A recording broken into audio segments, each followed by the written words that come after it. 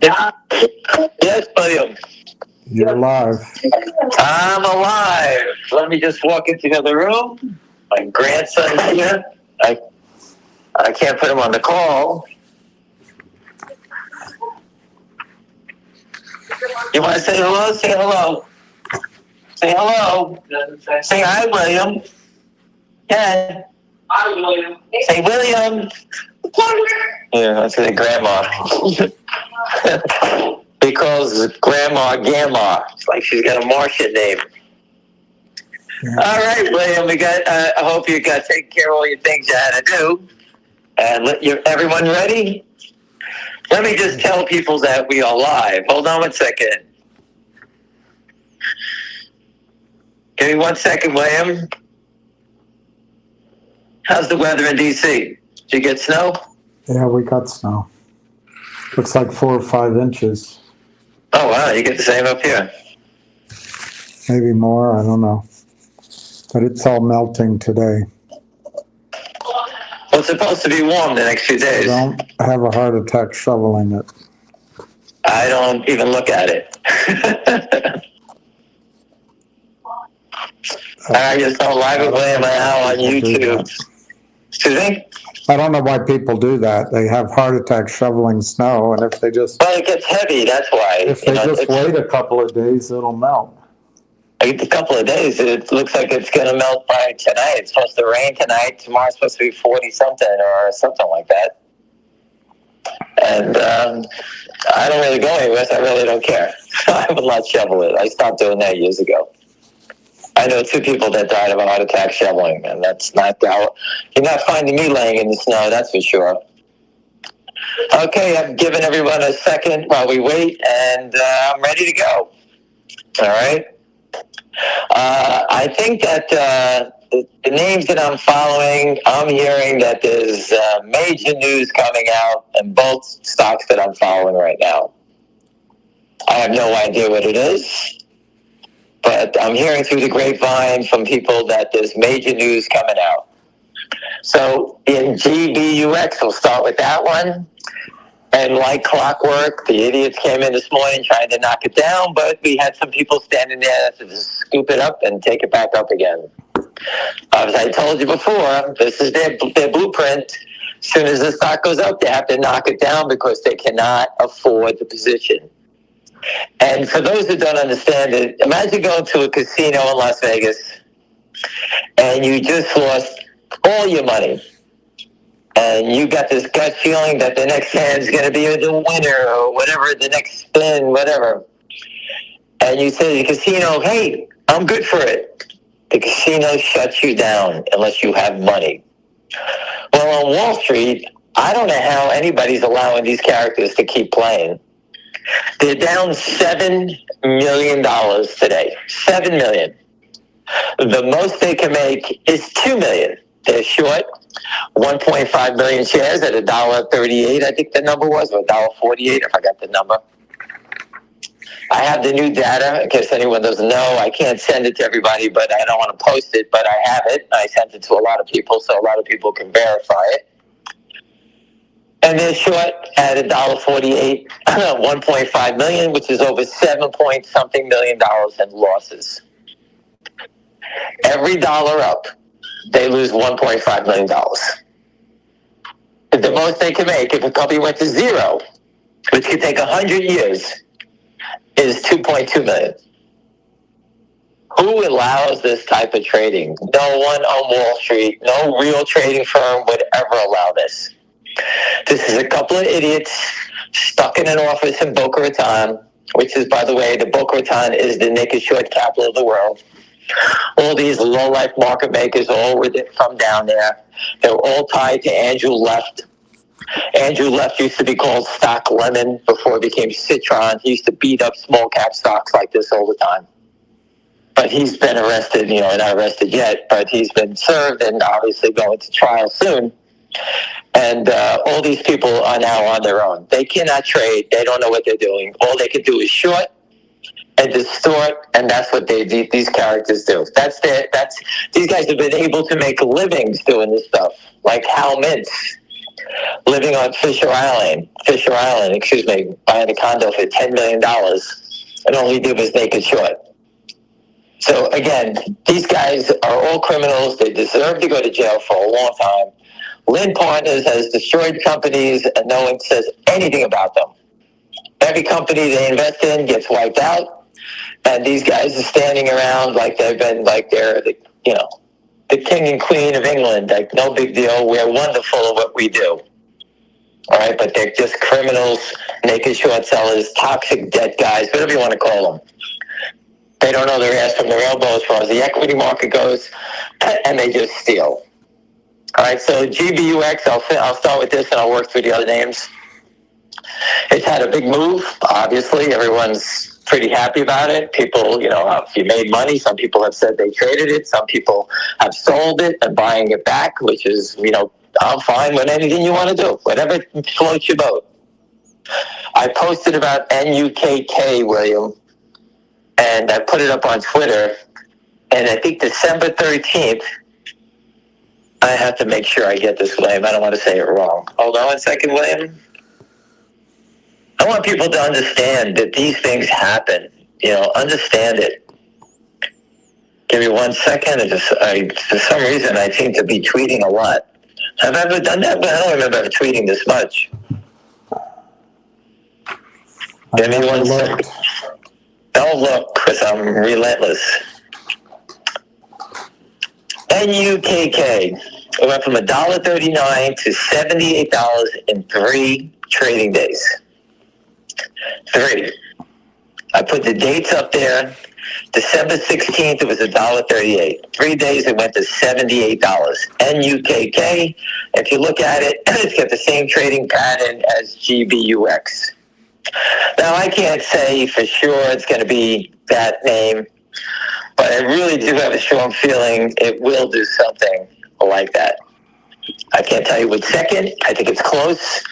And I've been saying it for the last couple of days. Everyone here says they're looking for a short squeeze. I presented it. It's acting like one. It's showing you it's going to be like one. And now we're hearing that there's major news coming out. I don't know what it is. When's it going to come? Obviously, the story's coming out of some connection to Goldman Sachs. I don't know who it is. And let's see what happens. All right. Yesterday, someone posted that their connection at Jefferies knows someone at Goldman, and they said the same thing. So other people are hearing it. All right. Wall Street's a small place. The stories get around quickly. And for those who think they missed it, and, listen, I got it. The only advice I can give to everyone, William, is to buy one share. If that doesn't float your boat, buy 100 shares. Just to be part of it and to see what happens. Okay, I know people don't want to spend money. I got it. I'm not telling you to buy it. I am telling you that you should invest something, and this way you can learn from it. Learn how it trades. Learn to see how the movement. All right, because if you don't put up something, you don't study it as hard. When you have something invested in it, trust me, you look at the quotes, you remember the stock, you remember the high, you remember the low, you look for news, and you're involved. And that's why I tell people to do it. Okay? If I wanted you to buy the stock, I'd be telling you go buy 10,000 shares. I'm not going to tell anybody to do that. You should 100%, everyone should own 100 shares, 1 share. Just do what you can to keep your interest in the name.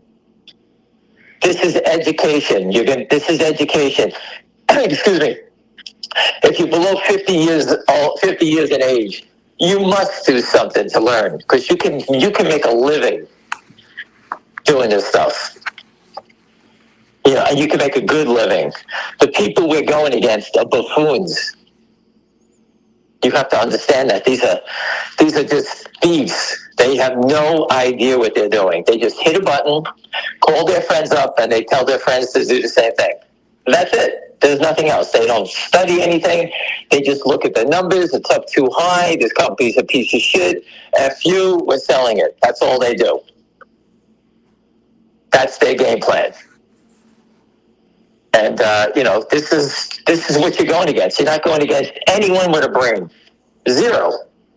I wish I could tell you they were going against somebody with a brain, but there isn't. There's no one here with any brain cells. There's zero. Hold on one second, everybody. I take the ball. Bring it to him. Go ahead. I have to run out for 1 second. Hold on 1 second, William. I'm just walking outside the house for a second. I live in an area where, William, the deer come looking for deer food, and they came out early, and they're looking for me. And it's unfortunate that we're on a call right now, but I have to feed them. I'm sorry. Can you just hold on 1 second, William? I just want to feed the deer. I'm sorry. Yeah. And it's the highlight of my day. Hold on 1 second, everybody. I'll be right with you. Oh, dear.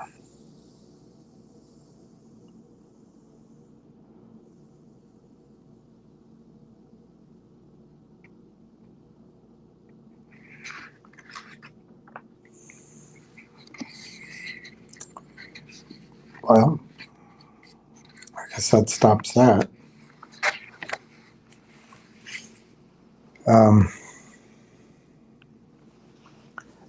Yesterday I started talking about Railtown, and I got through 2 points which were negative, and then Ham came on, and I think it got misinterpreted that I was negative on the story. I'm not.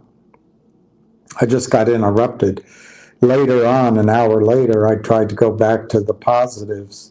I don't want to do that again. I want to just, if I talk about it, I want to be able to give my whole presentation.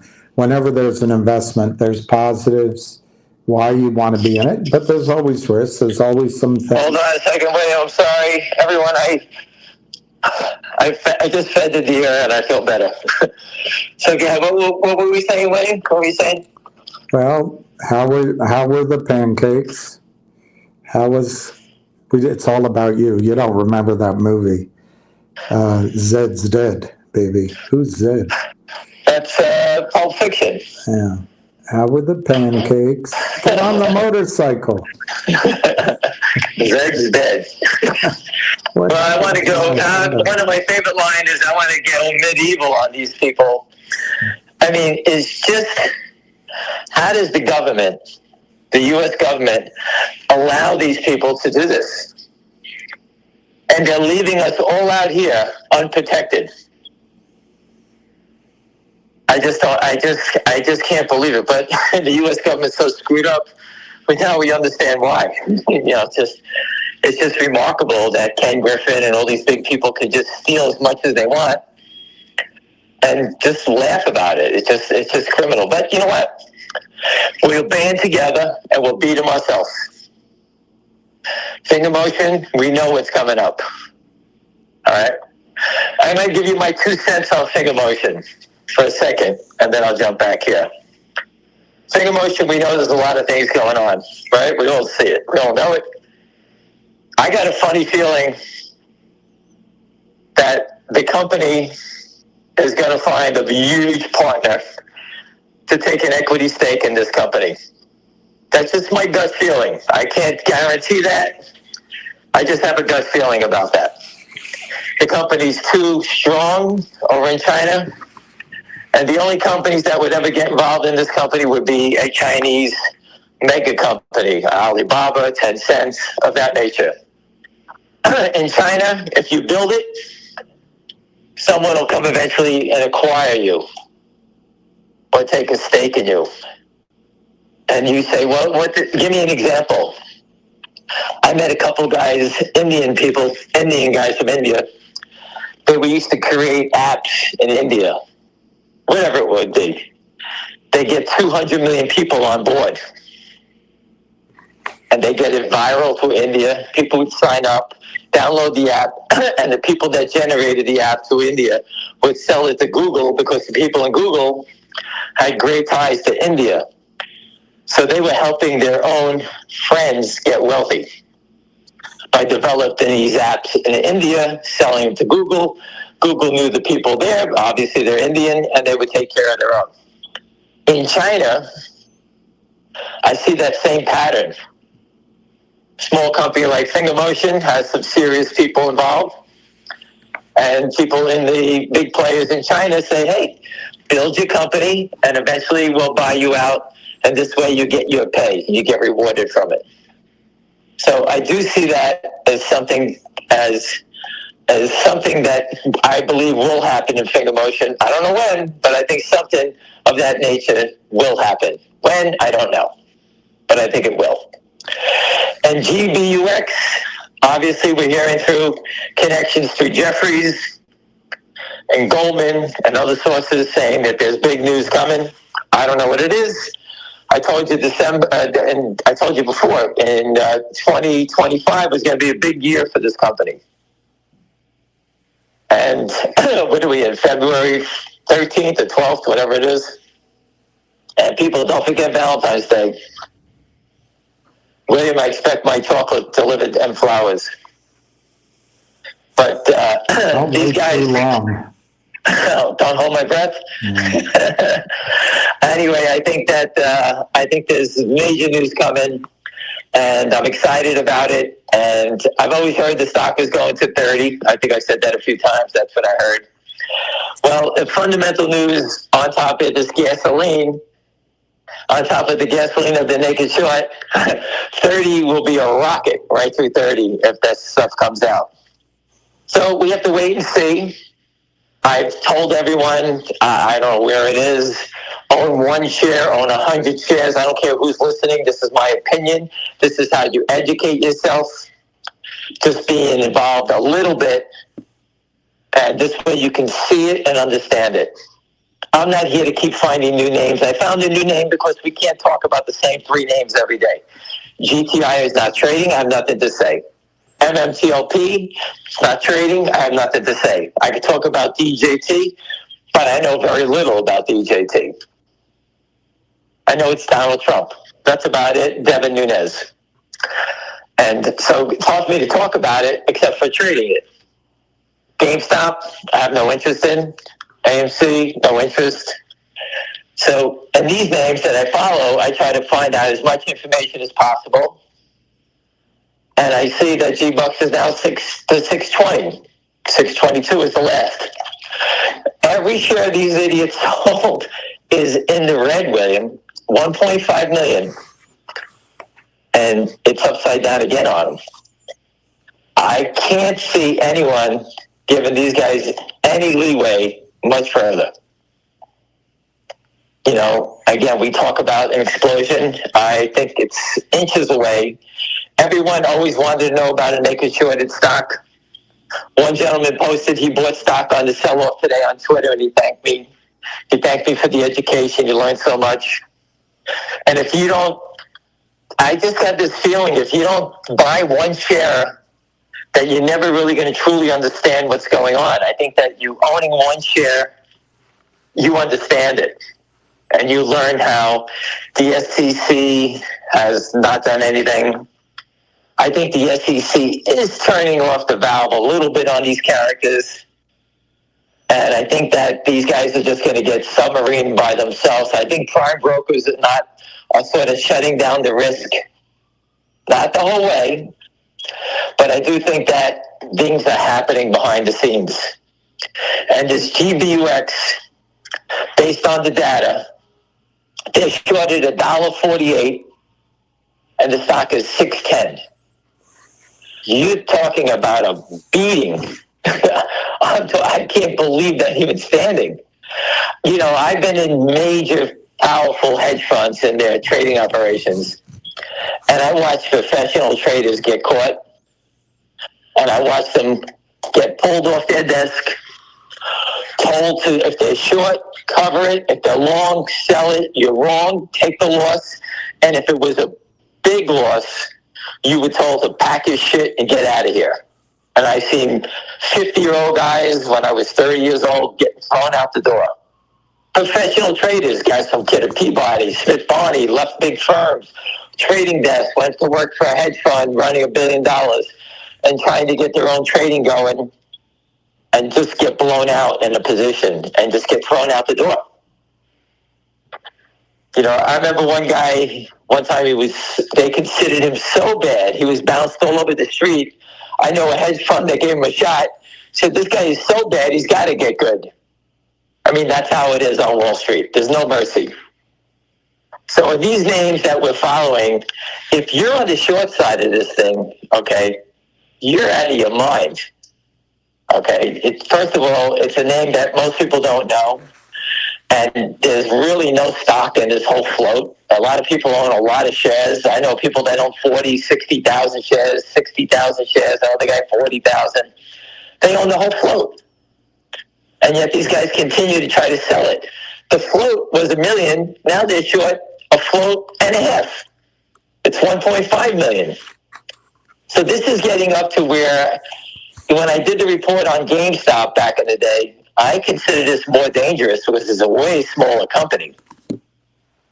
And you know what? We're starting to learn about the fundamentals of the company. And if there is major news and there's big players behind it, we're going to find out soon what it is. These guys are shorting it before the major news even came out yet. So they don't even know what's going on. None of us do. But there's big players buying it, and you know what? Let's see what happens, and we'll just wait to see what happens here.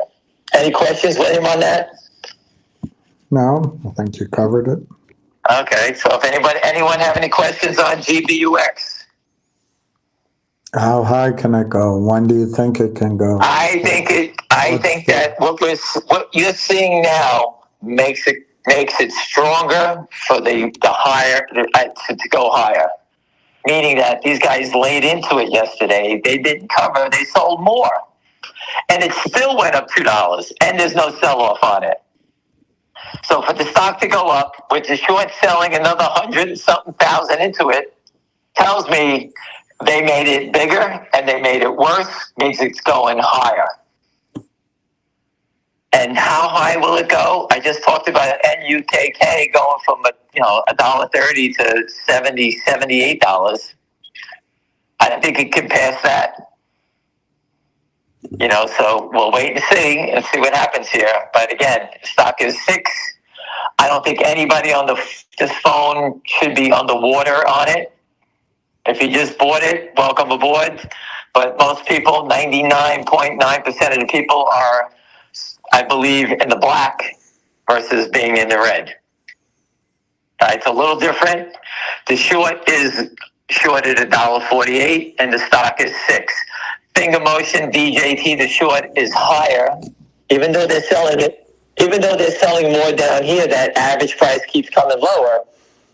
But that number is completely the opposite way. So we are in short squeeze protocol right now at GBUX. And they're trying to stop it, but they can't. That's how it looks to me. I think this afternoon, what time is it now? 3 o'clock? I think by the end of the day, that whoever's been playing here today, any new friends that joined in, they're going to say, screw this. I'm short 20, get me out of here. I'm short 10, cover me. I think that's what you're going to start to see. So when the shorts break rank, that's the best thing in the world because, this has a couple of short sellers in here. We have one big one and probably 4 idiots with 10,000, 5,000, 8,000 shares. By the end of the day, they need to cover. So I think we could see a nice squeeze into the close on GBUX. Does anyone have any questions about that? How high? I just gave you a number. I think can go past that, NUKK. I'm trying to find stocks that I think can relate to what we're seeing here. And But the only stock that I've been reporting to you is on has been Root. Every day it gaps out a little bit. And where does it go? Today, Root went from 114 yesterday down to 111. Does anyone want to know where it is now? 118. Today it hit a high of 121. All right, but it's 118 now. That is a short trying to cover. That's what's going to happen to GBUX. That's the trading pattern. That's shorts trying to cover. No sellers at all. The sellers try, they walk away to scare people out, but the stock keeps going up. It's $118 stock. It's traded $284,000. For those who keep asking me, when's it going to trade 30 million shares? I don't think it's ever going to trade 30 million shares. I think you're going to see 250,000 numbers like that, and it just keeps going up every day. I think people are going to, when they see a buyer coming in here, you're going to get people buying it. So if it trades 250, 80,000, 90,000, maybe a short covering, but the rest are going to be investors buying it, selling it back to the trading it. But I don't think you're going to see 30 million shares, those ridiculous numbers. There's no options here. There's nowhere to hedge. This is us against them right now, and they have nowhere to go. They can't create an option. They can't create stock. They're totally trapped. Go ahead, William. Anything? How long do you think Finger can go down? Well, I even see them hitting it. They're manipulating it for sure. I bought some more the other day at 128, 129. Listen, if they're manipulating DJT, it's $30. It's down from 40 again. I mean, it just keeps drifting lower. If they can manipulate that, they can manipulate finger motion. They're using options and all kinds of strategies to do it. GBUX, they have nowhere to go. There's nothing where they're going. It's just selling 200 shares. And and for those who are not paying attention, the attacks in GBUX are the 100-share machine gun attack. Sell 100, sell 100, sell 100, sell 100. And they're looking for what?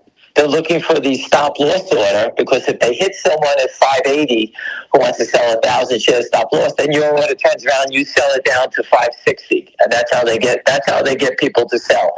Selling 100 shares at the market. That's what they're trying to do. Are they trading GBUX right now? Are they trading it? Mm-hmm. It's not even trading. It's doing nothing. It's 100,000 shares. So is it halted? No, it's up 9 cents.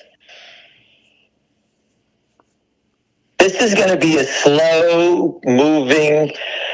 People have made bets, big bets in this stock. And they own all the stock. Where are these guys going?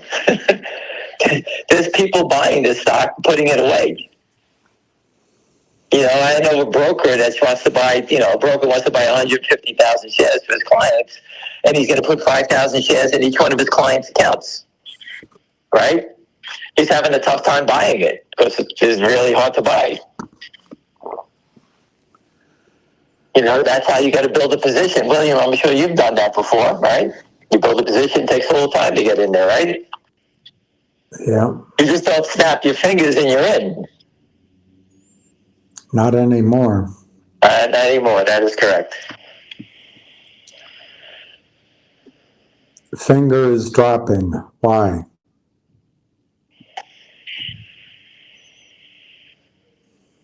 Why not? I don't know. Because they keep pushing it down. Again, you tell me the reason to sell finger motion. They raised the money. There's no reason to sell it. I don't understand it. Everything that is in the stock is above the stock. There's no reason to sell it. But, they manipulate the stock. I can't stop it. Why is Kodak down? Well, I sold out at Kodak overnight. I stopped down 743. It got to 824 again. That's the spot. If it breaks that, then it really goes. 8.25. It's got to go through that number. 824. That's go back and look. That's the spot it's been over the last couple of years. That was the high. DB thanks you. He bought more GBUX, and he communicated with you on X. I read it. That's the gentleman I was talking about. I think he paid $574, correct? Yeah, he said yes. He's the one. See, I read your post.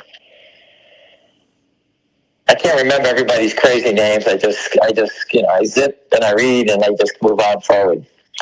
Again, in GBUX, I can only tell you it's a thin stock. Everyone needs to own 1 share, 100 shares, whatever you can do, be part of history. I think you can. Everyone's looking for a short squeeze. I think I delivered it. I can't tell you how to buy it, do what you have to do, but I always believe that, I screwed up 1,000 trades myself by getting in, trading it, and saying, oh my God, the old me would have paid $2 for it, sold it at $4, $5, $6, went out to dinner, high five, went out for drinks, and then we come back 10 days later, you go, you remember that stock you sold at $6? And I go, yeah, I made 30,000. Oh, where is it now? Oh, it's 86. And you sit there and you bang your head against the wall. That's what happened to me. I can't tell you how many times, because I was a different type of player. Now I look at it saying, okay, you know what? I got the day trading thing down. I understand it. But I want to do is I want to be around these names longer. I put the work in. I studied it. Why am I running away from it to make a quick profit? Quick profit means that I make, let's say I make $1,000. I got to pay 35% taxes, whatever it is. I'm making $600. If I would have just walked away for a couple of days, I would have made $10,000. But we all make those same mistakes. And again, if you're starving, you need to protect yourself. I can't help you with that. Why is the bus frozen? I don't know what that. What's buzz? I don't know what it means. Steve just bought 50 more GBUX. So that's when you're involved, 50 shares, 1 share, 10 shares, 100 shares, you start studying it and you understand it. You're watching it in real time, everything we're talking about. So now Steve Rosenberg is a company. So Rosenberg Company saw the deer when he visited you in 2023. They were all standing outside my window, and I just, they usually come at like 4:30, and I just had to go feed them. I just, listen, I believe that if I do good things, that we get rewarded. So, if I can save their lives, I'm trying my best. If it's Steve Rosenberg, I would put Steve Rosenberg's food in the middle of the highway, so we get hit. And sit there and wait. Any other questions, everyone? GBUX hasn't moved in 15 minutes. It's 6:15 of 23 cents. William, let's try to do something quick here. I don't know where my calculator is. What's 23 cents times 1.5 million? Right? What's that number? It's a big. 20 cents is it's got to be $400,000. It's got to be a big number. Right. 20 cents on a million is 200,000. Another 500,000 shares. It's $300,000 they just lost on a move of 20 cents, 23 cents. 300,000. Every dollar that is 1.5 million. And they can't keep selling it. And no one's going to join the fight. Who are they going to call? I put up the post before. Hey, why don't you guys call the FBI? Tell them, hey, we're stuck here. But we're sorry, we're crooks. We're fraudulently, we're short this stock. And can you help us out? They can't call anybody. Who are they going to call? We documented everything about it. Good luck.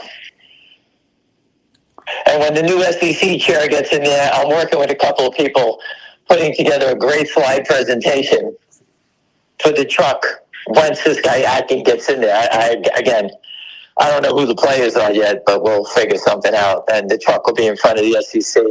And we will drag Elon Musk into it and Donald Trump and Devin Nunes in it for sure, along with everybody else.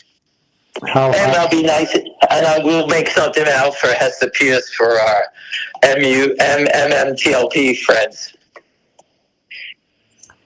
How high can Kodak go? Kodak last squeeze went to $61, so I assume that's how high I can go. I've sold some at $7.75 and $8. We've been there 2 years though. Is Finger different than AMC as far as naked shorting is concerned? Yes. Finger Motion is not here supporting the shorts, raising money to do anything to drive down debt.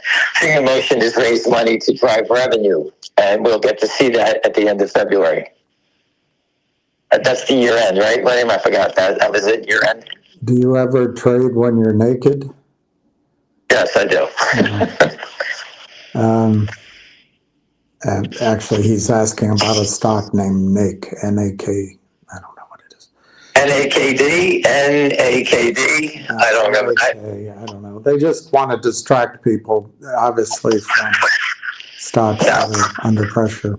Listen, the market makers that is short this thing out of Boca Raton, ASCM is notorious up front for naked short sellers.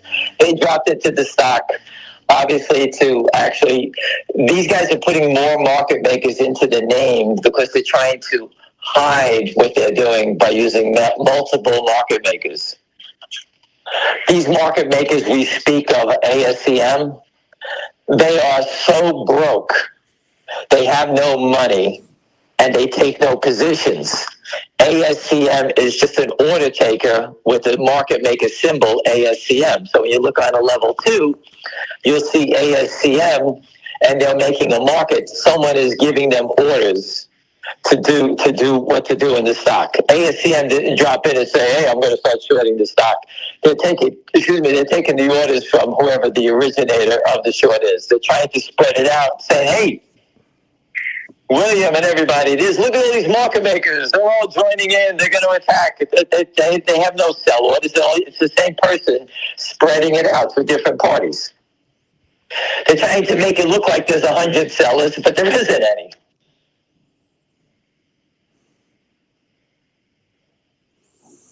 You can see the stock is hardly trading. It's 302. It's 105,000 shares now.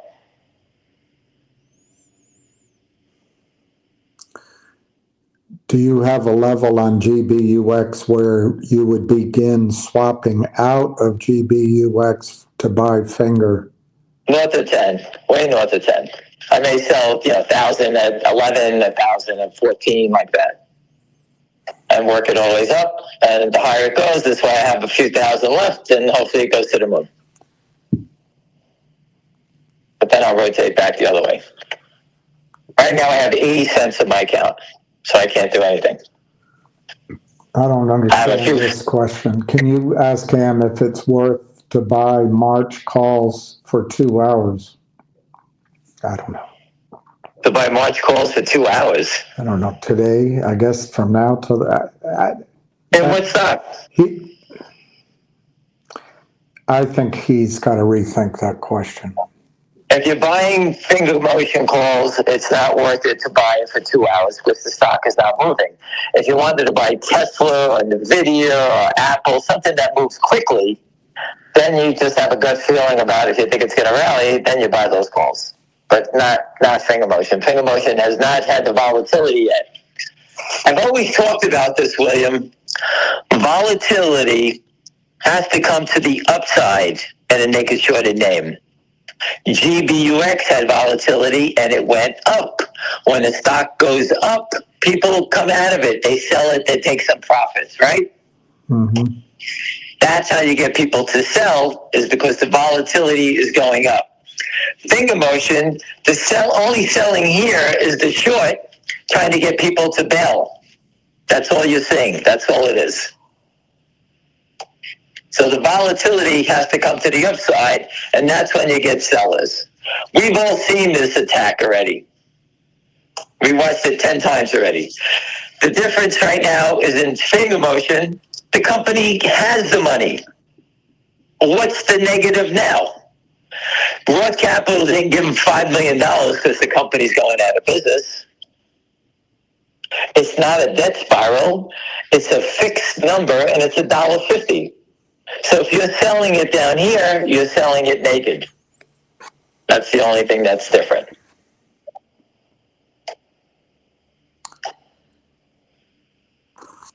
he meant, is it worth buying the March $2 calls for Finger? They have to be a nickel. I know, I would buy the two. Yeah, the twos. What are they? 15 cents, 10 cents? I don't even know what they are. Listen, this stock is an option that doesn't expire. That's what I think.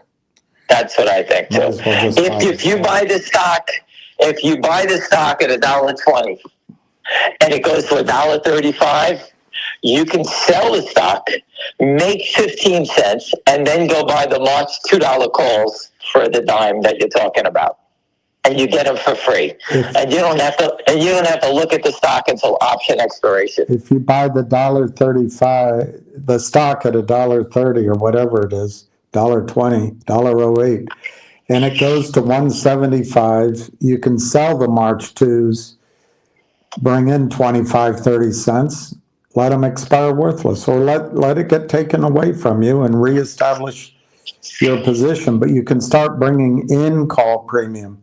Calls expire worthless. 95% of calls expire worthless. Well, I can tell you this, William.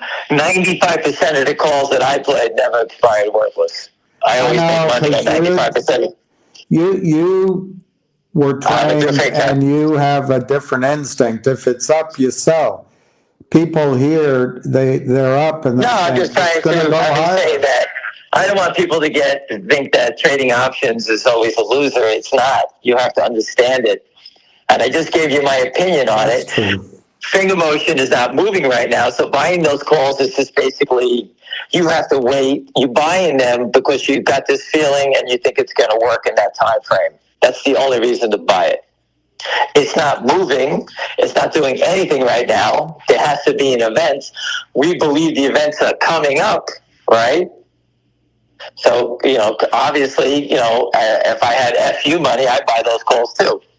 But I don't have the FU money in the account, so I'm stuck, right, like everybody else. If I get a feeling about buying calls, I will tell you, hey, those calls look pretty good. When you hear me say that, that means, we think it's getting close. I just don't have a feeling right now. I know it's coming. We all know it. Listen, again, it's about timing. People think GameStop is going to go, or DJT is going to go, or Finger Motion is going to go, whatever it may be. Right now, the stock looks like it wants to go is GBUX. So while we're focusing on these other ones that are doing nothing, the live wire happens to be GBUX right now. That's why we're talking about it. It's the live wire. And if the company was to come out and back it up with some major news, which everyone's talking about, something's coming.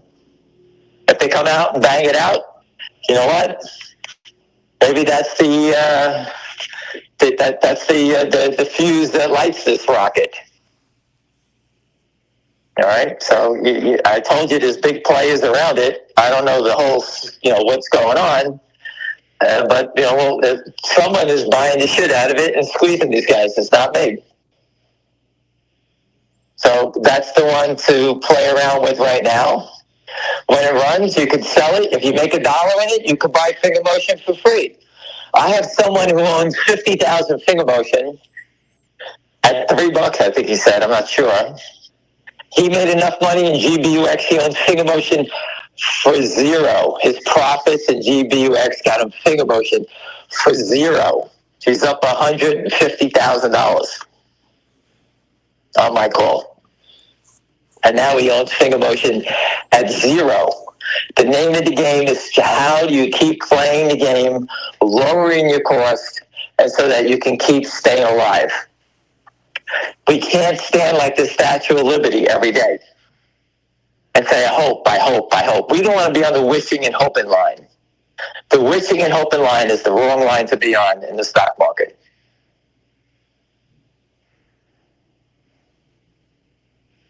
And that's how I see it right now. So I'm going with the flow. GBUX looks like it wants to scream, so I'll talk about it. It's the hot name.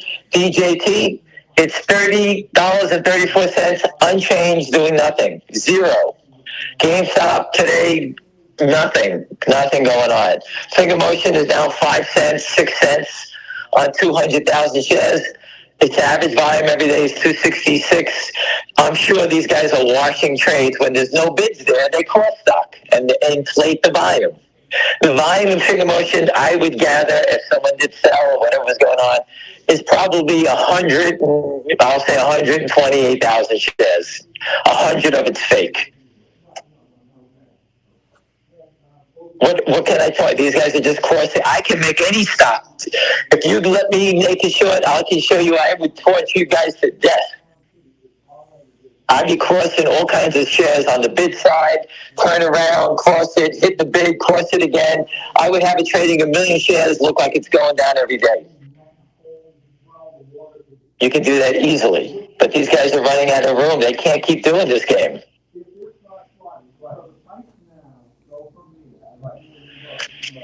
What else we got, William? Do you know anything about HOLO, HOLO? No, I do not. Listen, I don't follow a lot of these names. I don't. You guys, you got the wrong person. This is, the only reason I'm in this name is because the people that told me I've spoken to for many years, and, these guys, when they get a good feeling about something, you go for it. And we got into it, and I told you we did, and I told you what I heard, and you know what? The story's building as we heard it, and that's what they're going to take off. That's it. I did the same thing in MLSS. It worked. It didn't work right away. It went down, and I got out saying, you know what? I'm just going to move it into something else, and I did move it into GBUX, and look how it paid off. I made 30 cents on it, and I moved into this name. Could the dividend from Finger be waiting on anything from the SEC or Trump? The audit just takes a really long time, but could the SEC have special requests? No, just the audit. The CEO told you. Are they trying to crash the market with all these failure to delivers and shorts? Yes. They need to pull the plug on the market so these guys can cover. If the shit's coming down where the SEC and Trump is going to go after these characters, what do you think they're trying to do? They're trying to get people to come out of different names. It's funny. DJT's down, GameStop is down, Finger Motion is down. None of them have anything to do with each other. Why do they all look ugly? Because they're trying to get people to sell. You guys, you realize how much money these guys are going to lose? I thought it was because they were all related to you. Well, again, I have nothing to do with Roaring Kitty and his GameStop. I have nothing to do with Donald Trump. I don't own a share. I never have. I follow it because I can't believe these guys have the balls to short that stock, but I'm owning it. And, you just follow these names, and it's just funny how they act awful. Is it part of a program? Is Finger Motion locked in with GameStop and AMC and these stock pools? I don't know. Something's strange. But what's the selling about? There is no selling. It's 236 5 minutes ago. It's still 236. These guys keep trading it. When a bid comes in, they try to wipe out your bid so the stock doesn't show any strength. That's it. GBUX looked like shit, right? Piece of shit company. All of a sudden that went from 60 cents to 70 cents. It's $6.15, and now it looks like Apple Computer. That's how fast they turn. And our time is coming. I have full faith in the Finger Motion people. I watch the CEO. I watch his videos. Once a week, I go over it again, look if there's something in there that could maybe change my mind. What am I missing? Well, they raised money at $1.50. They don't need money. The people paid $1.50 for it. What idiot is selling it down here if they paid $1.50 for it? I don't think it's the people that invested turning around and saying, "Oh, listen, I paid $1.50 for it. I know everything that's going on. Hurry up, let me sell it." The people that bought it have more information about this company than any of us here.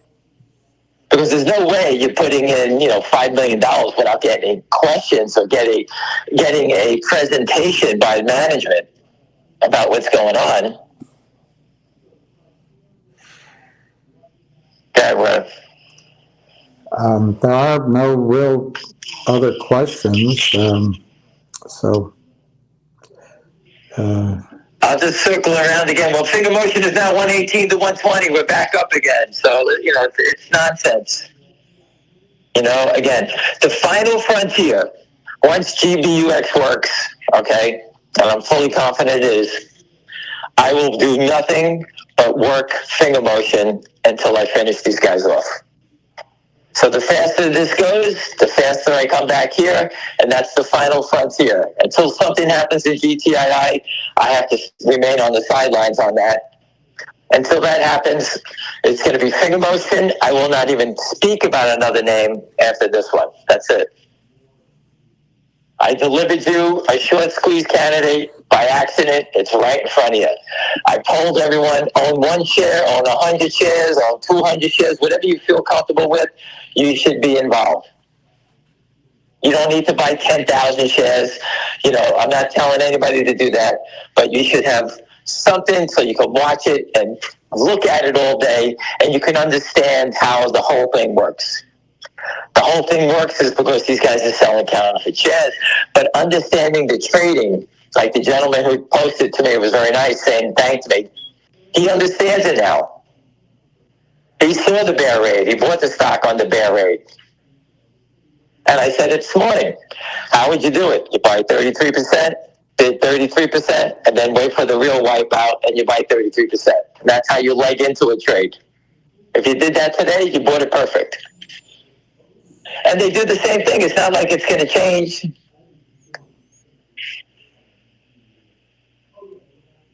Someone just told me GBUX through 620 will scream to 7.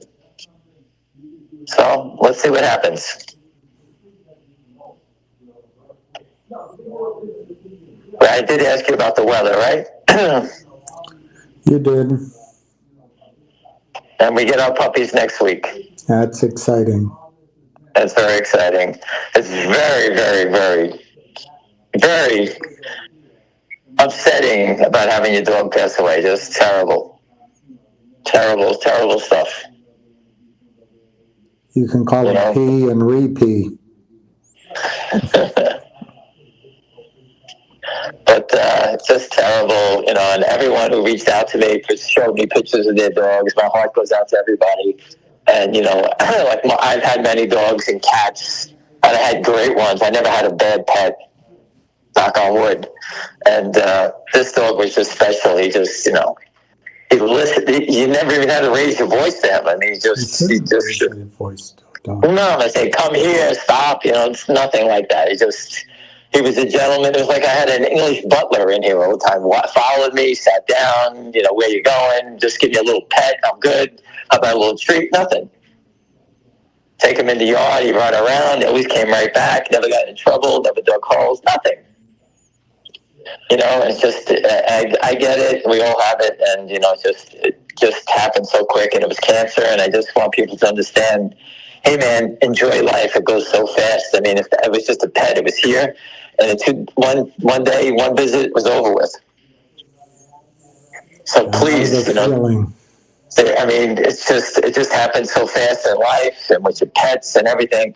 And I keep trying to tell you, these naked shorts, these guys are such scumbags that they make us waste our lives talking about this stuff while they're standing here stealing while we watch them do it without a gun and a mask. It's remarkable. And you know what? I've been doing this for 20 years, 25 years. I can't stop. And I try to enjoy myself. And I started playing pickleball, and, I enjoyed my dog. And now my dog passed, and now I have a big hole, and I have to fix that hole and get back into it. It's not easy, but I'm trying. And I appreciate everyone who said kind words. It's just, just breaks your heart.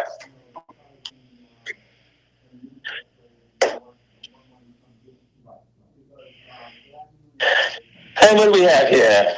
Let's do the 319 totals. GBUX is 620 bid for 1,100 shares, 900 offer to 22. And I'll say it again.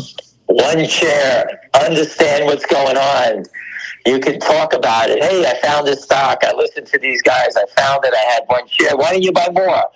I'm learning how to do it, and I think I learned how to do it. There's other stocks. This is not going to be the only one that ever happened. You'll figure it out later on. You'll find other names. You see the patterns. There's thousands of names out here. And when you find the one, you'll know about it. And you'll figure it out how to, not to pile into it. You know how to tiptoe in, average in. You know how to average out on your sales. You learned a lot.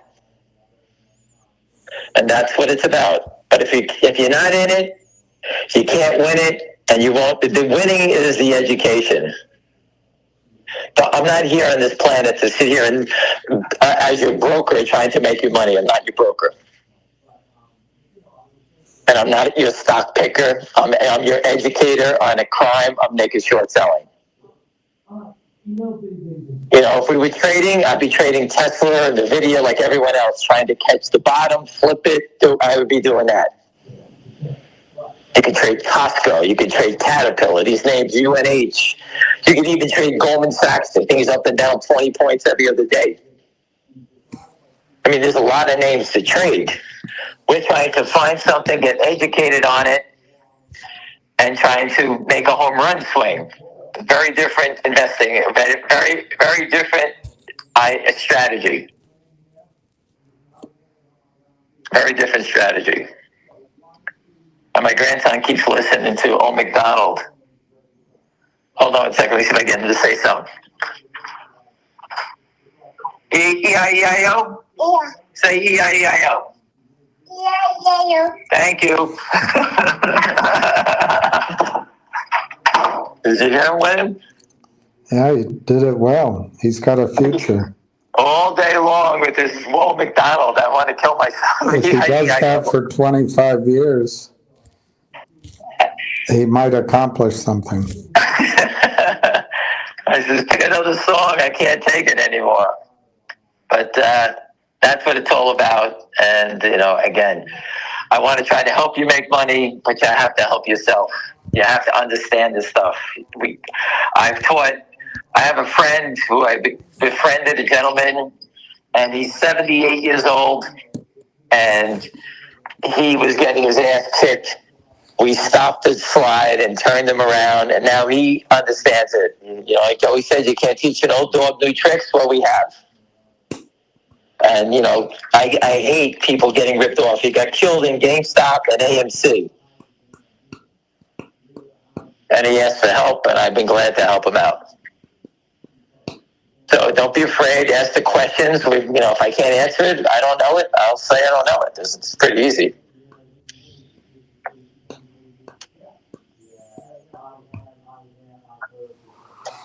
So GBUX now is up 30 cents. 30 times 1.5 million is 300,000. $450,000 loss right now.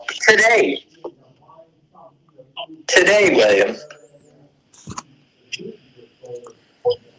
Think about that one. 1 out of 50. What's that? 1 out of 50 what? They're making money on all the rest of their shorts. That's not true. This is different. This is not a guy. This is 3 idiots in Boca Raton. I told you that. These guys are trying to steal 50,000, 100,000, 200,000. This isn't the big boys. These guys got caught thinking that the company wasn't going to do anything, and all of a sudden it has done something.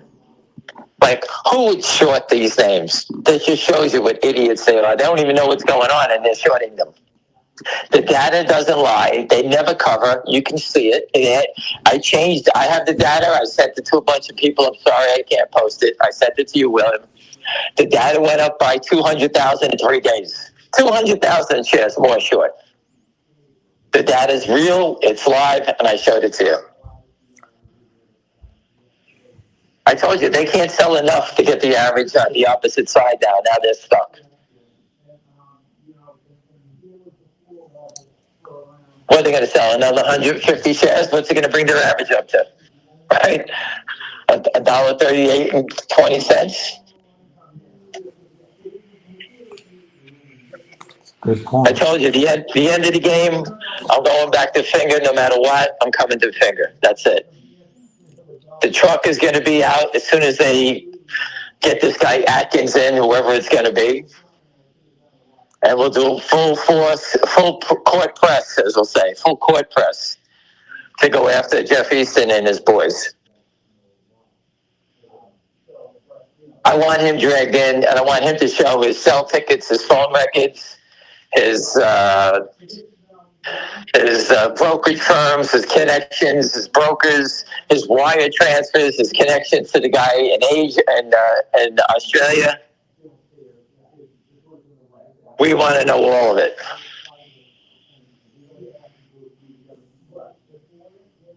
We want to know his whole network. When Benchmark called him up, who at Benchmark called him, when Finger Motion called them. All this stuff has to come out. Well, now we're up 35 cents. Just keep doing the math, people. If you're the short, and I said it to you every day, if you were short 10,000 shares at $1.50 and your stock is almost $6.50, what would you do? Do you short more? Or do you know that this can turn into a GameStop at any given time? And what am I going to do? Going to lose everything in the world on one trade? And people, just remember that going forward. You never want to lose everything you have in your life on one trade. So please never go into anything like that. Even if you have inside information, you have to be careful. And I'll give you the story. We thought we had the edge of a guy who was making a takeover bid. The stock was, I think it was 9 or 15. I forgot we started buying it. And the guy was supposed to make the bid on Monday. He went out. And that Friday night, before he made the bid on Monday, he went to a limousine. And it was in the New York Times. The guy went in a limousine, went out partying, did cocaine, had a heart attack, and died. And that was the end of the takeover. And we thought we had the inside scoop. What happened? The guy died. And the stock got crushed. So you never know. So don't ever do that. You know, that's why I keep trying to tell people, 100 shares. You know, you can't be in every name. I can't be in every name. I can't buy DJT. The only thing I would do in DJT would be options. I just don't see the value right now. So that's the way to play it. Buy 100 shares and you're in. 50 shares, you're in. 10 shares, you're in. And you get to understand the trade. When it runs, let's say it runs to 11, you can sell it. If it pulls back to 9, you can 9.5, you can buy it back. When it runs to 15, you can sell it again. It pulls back to 12, you buy it back. This is just 100 shares I'm talking about. But you'll understand it and you'll have fun. Because, you know, you're trading it and you understand how to trade a short squeeze. All these games that people have, the Robinhood has a day trading game. When you tape a trade, you don't have that same feeling. When it's your money, you have a different feeling.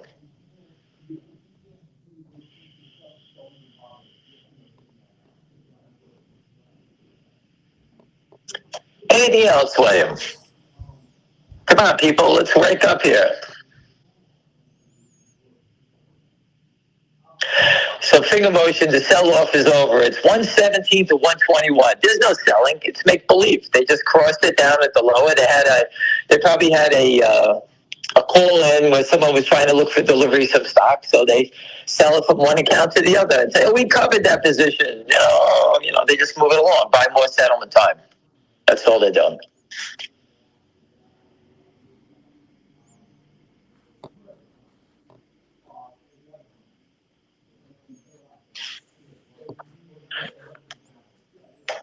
anything else, William? Has anyone seen a good movie? I don't know what to say. Yeah. I want to watch the new Gladiator movie on TV. I think it's on HBO Max, whatever it's called. I want to watch that tonight. And I'll bang away on Twitter as I watch the movie. There's no more sports on, so I'm not a basketball guy, so I watch some hockey. Half of Heat. I don't want to watch the ending again.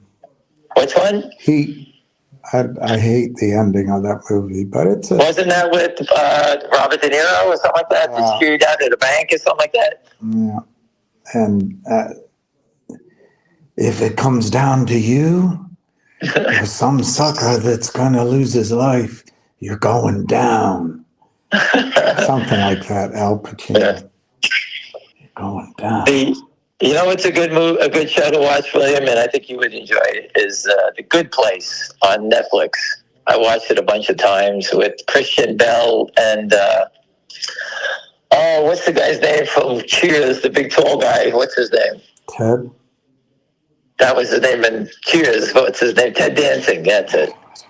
Never watched it. I watched It's excellent. You would love it, that show in my life. You would watch it, William. It's excellent. If you get a chance, if you have Netflix, it's called The Good Place, and I think everyone would. I enjoy watching it. It's a good show, and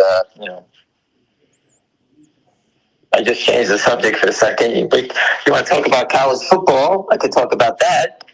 I think a great bet this year is Florida State at 100-1. I think that's a great bet. And what else? So GBUX is 20 to 629. Last trade 629.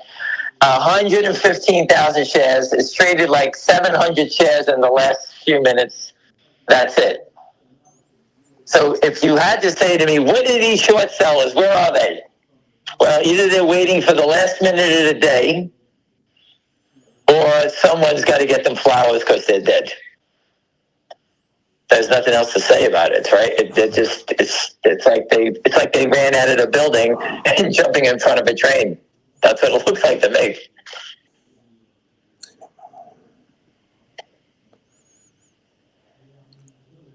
Right? There's no action, no activity. All the wild swings are gone. What happened to the wild swings? It's up 37 cents again. If you're short, William, when do you panic? I told you, I've seen professional guys, big professional people panic on shorts because they all understand when you're wrong, the upside is infinite. We're so ruined over these guys because you keep thinking that they can keep selling. The game has changed. The game is going to change.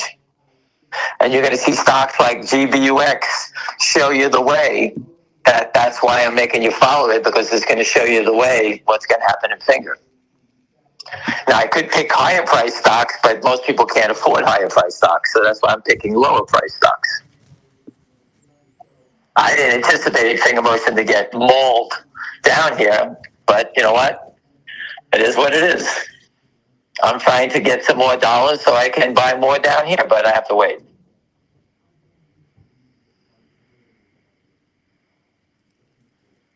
You know, if I wanted to dump GBUX, I could probably buy 50,000 or 30,000 more Finger, but I'm waiting.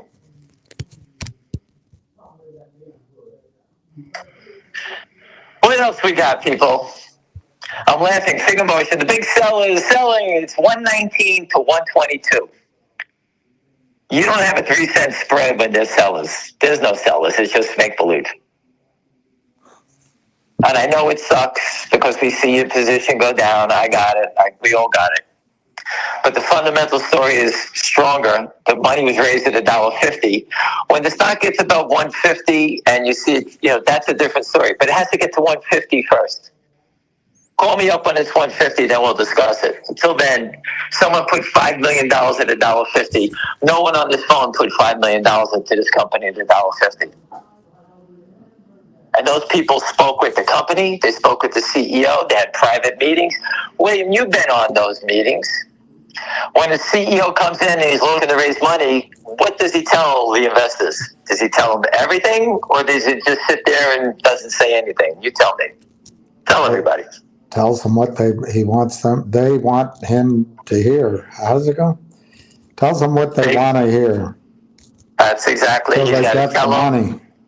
He's got to tell them what they want to hear, and he's got to tell them good stuff, where they're going. And you know what? These guys take notes. Professional people take notes. And if the CEO goes off script, they want to know what's going on. That's how it works.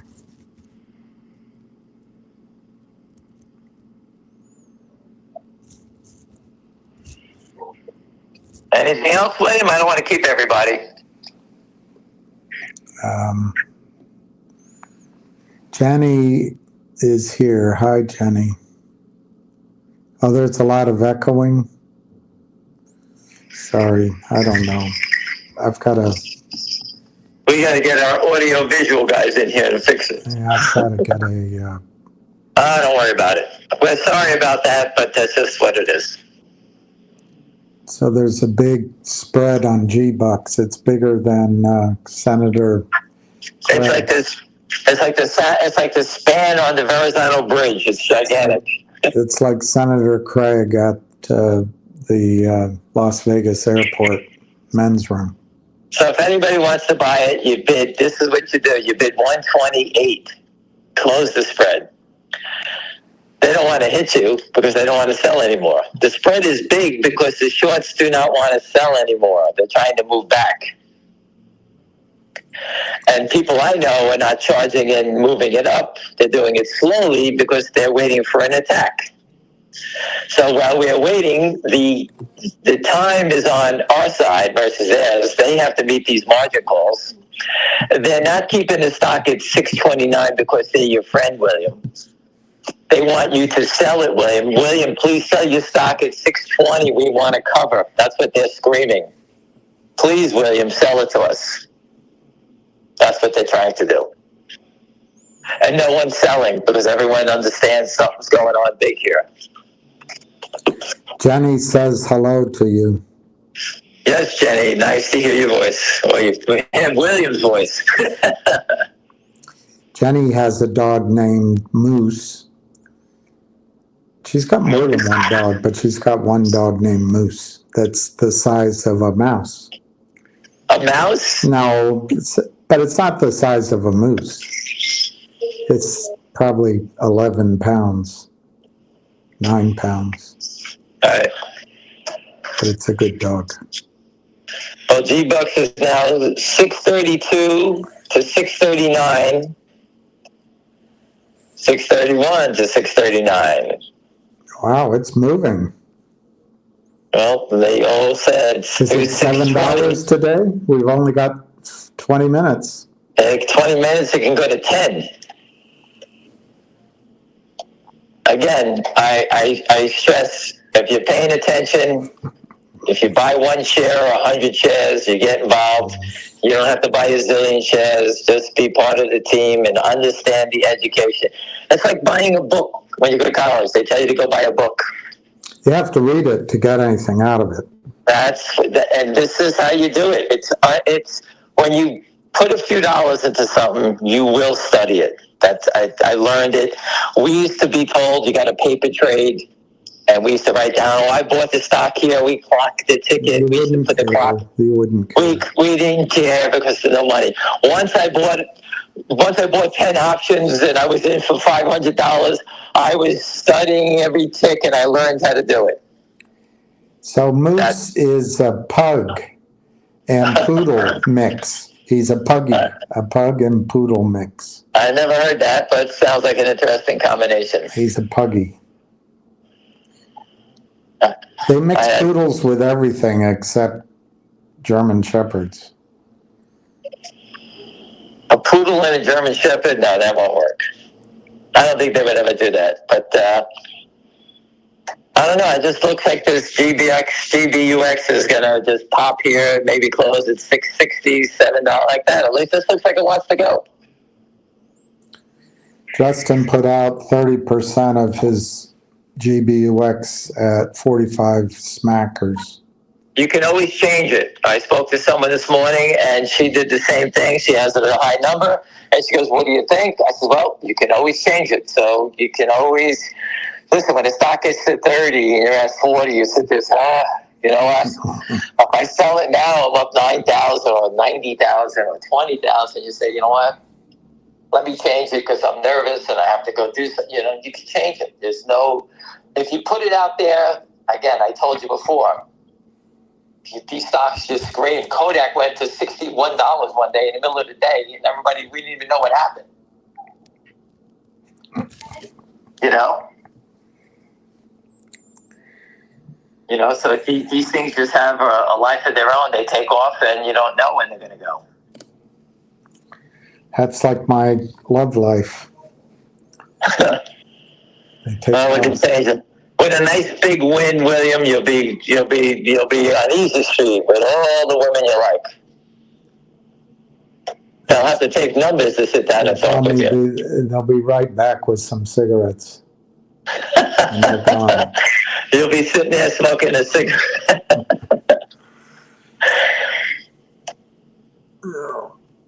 I'm trying to stay with us through the close. We got 19 minutes to go, and I'm trying just to, I have nothing going on. I'm just sitting around. What's that? Oh, you don't want to stay on? I'm trying to stay on till the close. Oh, I'll get off if you guys had enough of me. Everyone is enjoying Senator Craig's widespread. All right. Well, the spread is 37 to 39 now. Yeah. You know, my friend just texted me he's going to buy a few shares at 39. Let's see what happens when he goes through it.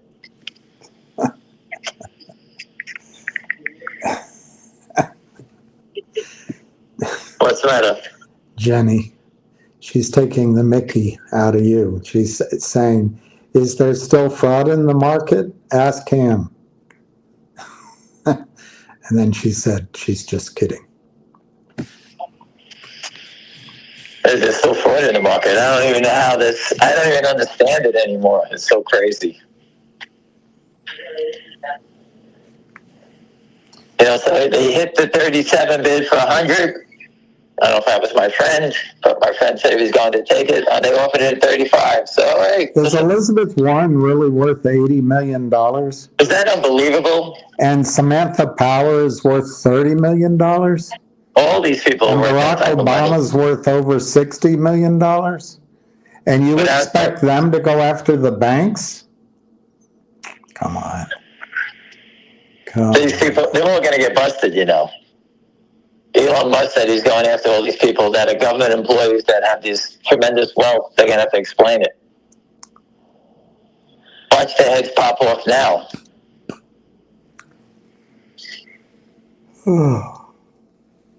How do you go to work in Washington, D.C. and come out? Our friend just bought a couple hundred. He got filled at 6.335. So they shorted it in the middle here.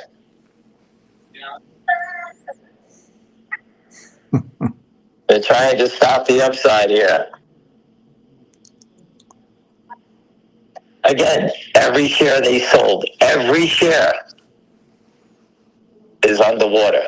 Have you ever heard of anything like that? To me, this is just remarkable. You know, you guys don't think about, I told you, it is zero. And just think how bad this play is. If you had a zero, let's say we started at $1, make it $10, and add a zero, it's at $62 now. Think about that, 10 to 62. That's what this move is that you guys all think, it's not that big, it's only $6. It's the percentage-wise, it's just off the charts.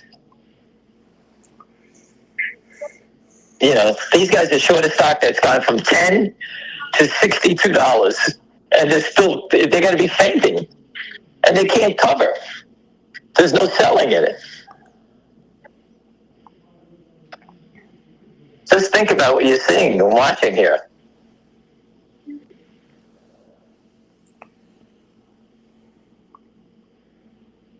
You know, these guys, it's remarkable that they still keep trying to stand here. Alexandra Cortez is worth 19 million. Good Lord. From a bartender to worth $19 million. Well, she was kind of hot for a while. Get the hell out of here, because it's hot. These people are buffoons. Listen, this is, William, this is a disgrace for anybody who has children, who's an adult, sitting here watching these people go on TV and telling us and watching them as buffoons. It's just remarkable. Just remarkable that they have no understanding of anything. They're so stupid. Luckily, How can anyone sit here and try to hide the fact that we want transparency in the government, and they're like, you can't see what's going on. Why wouldn't anybody want to know? I mean, it's just, they're at the point now where they're actually they just basically killed the Democratic Party, just killed themselves. It's just ridiculous.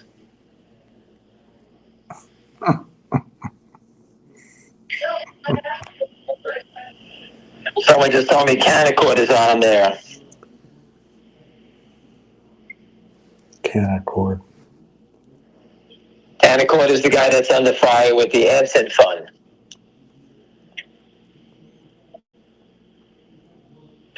And the gentleman who wrote a report the other day gave it a target of 450, raised his target price to 750. If you've seen that, William, I don't know if anyone's seen that report. I don't even know what stock. GBUX, someone did a report on it. I didn't see the report. I'm sorry. Did I send it to you? I don't even know. Probably not. Mm-hmm.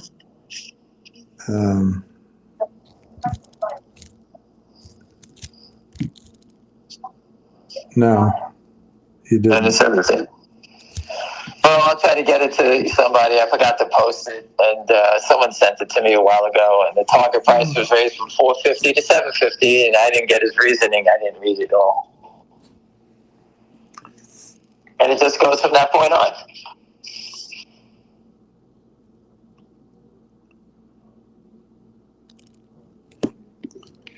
They passed Tulsi Gabbard today. You want to get confirmed? She got confirmed. Mitch McConnell. How is that guy not dead? He looks like he's dead. He won against her. Did he really? Yeah. I got to throw these people out.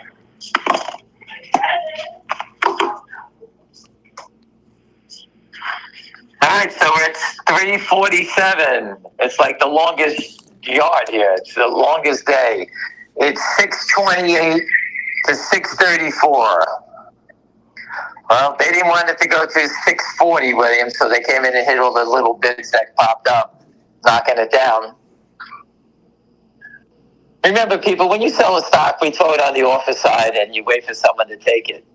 You don't turn around and say, I own 500 shares, and it's offered at 640 and say, wait, sell 100 at 634, sell 100 at 638, sell 100 at 621. Let's knock it down. No one sells like that.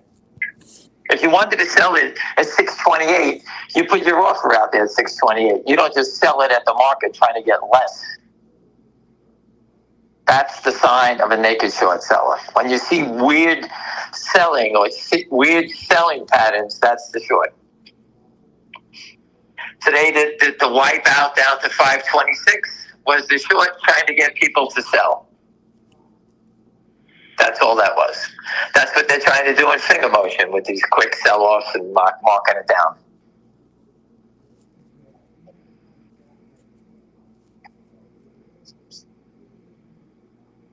What else? That's it, William? Everybody's dead? Everybody quit?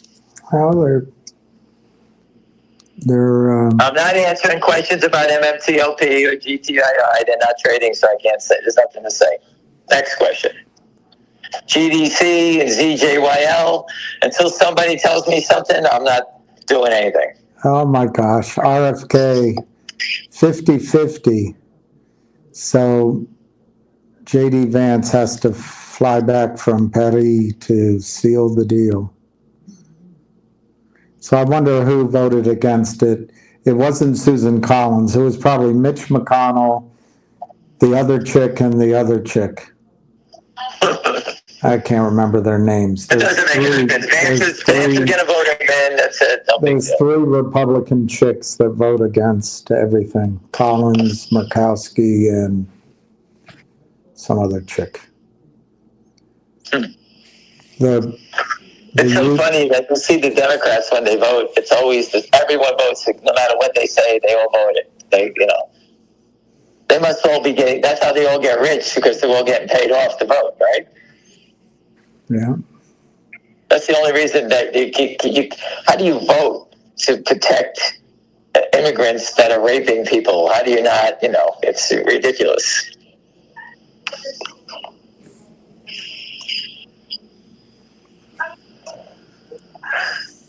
So anyway, we're all falling asleep here. I'll watch the close on my own behalf here. But again, people, I hate to say it, sound like a broken record. 1 share, 100 shares, you get involved, you watch it. I understand. I know it's your money. I can't tell you to buy it. I'm just telling you, you want to learn. When you put your foot in the water, you'll understand it. You study it, you watch it, because it is your money. Whether it's $1 or $100 or $500, you watch every penny and you watch every trade. You understand the fraud, and you can see what happens. And that's the only way to learn. And it's unfortunate, but that's how it goes. Nothing is free in this world.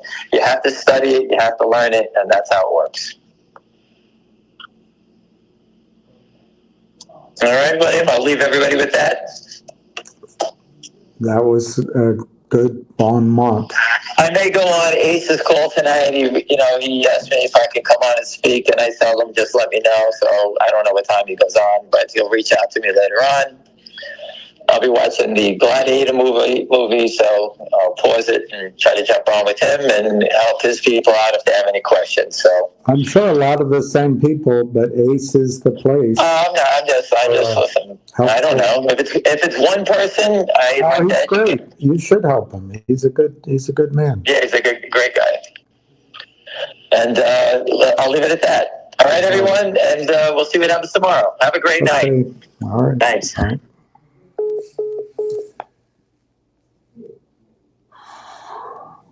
I was listening to the, Robert, I was listening to the vote, and then I went live, and I don't know if I was listening real time or it was a slight delay. I didn't know that it got to 50-50, but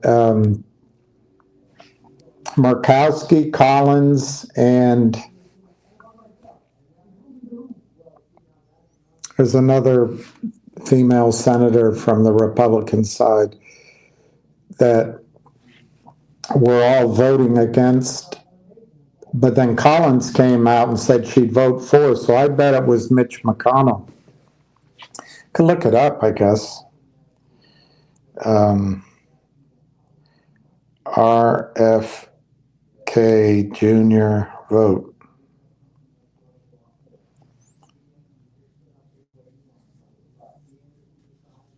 All GOP senators vote yes. Oh, well then what's the problem? The Senate voted 53-47 to end debate. End debate.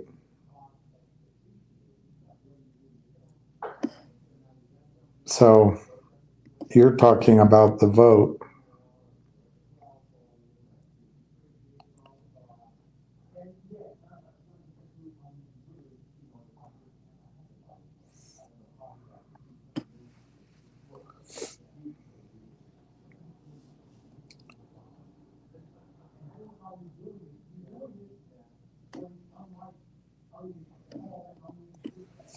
I can't get this is an hour old and it doesn't give the vote.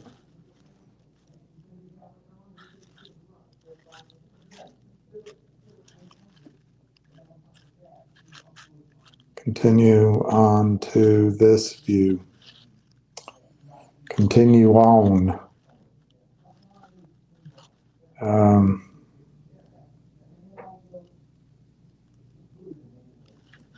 Teeing up final vote. I don't see the current. I know where I could go. The Guardian usually has current live news. Of course, it's as liberal as a nightmare.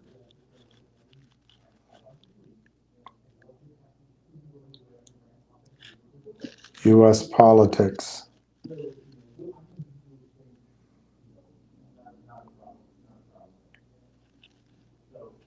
Yeah, I don't see the RFK vote.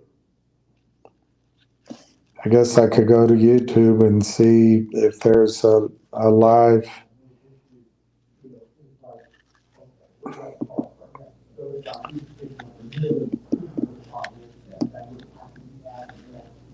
Vote going on.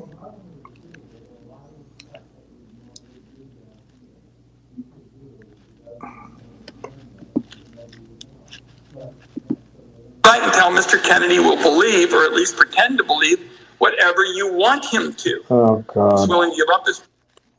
Senator Wyden.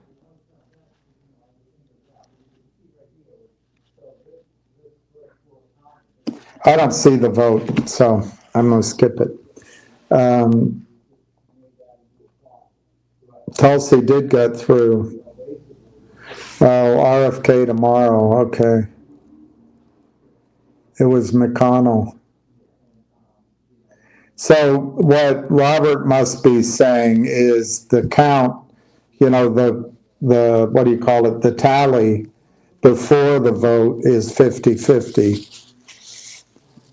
So it's probably going to be McConnell, McCursky, and I don't know, the woman from Mississippi are going to vote against him. So, yeah, so that's why Vance is coming tomorrow. I see. I get the picture. I don't know why it's so loud, but life is that way.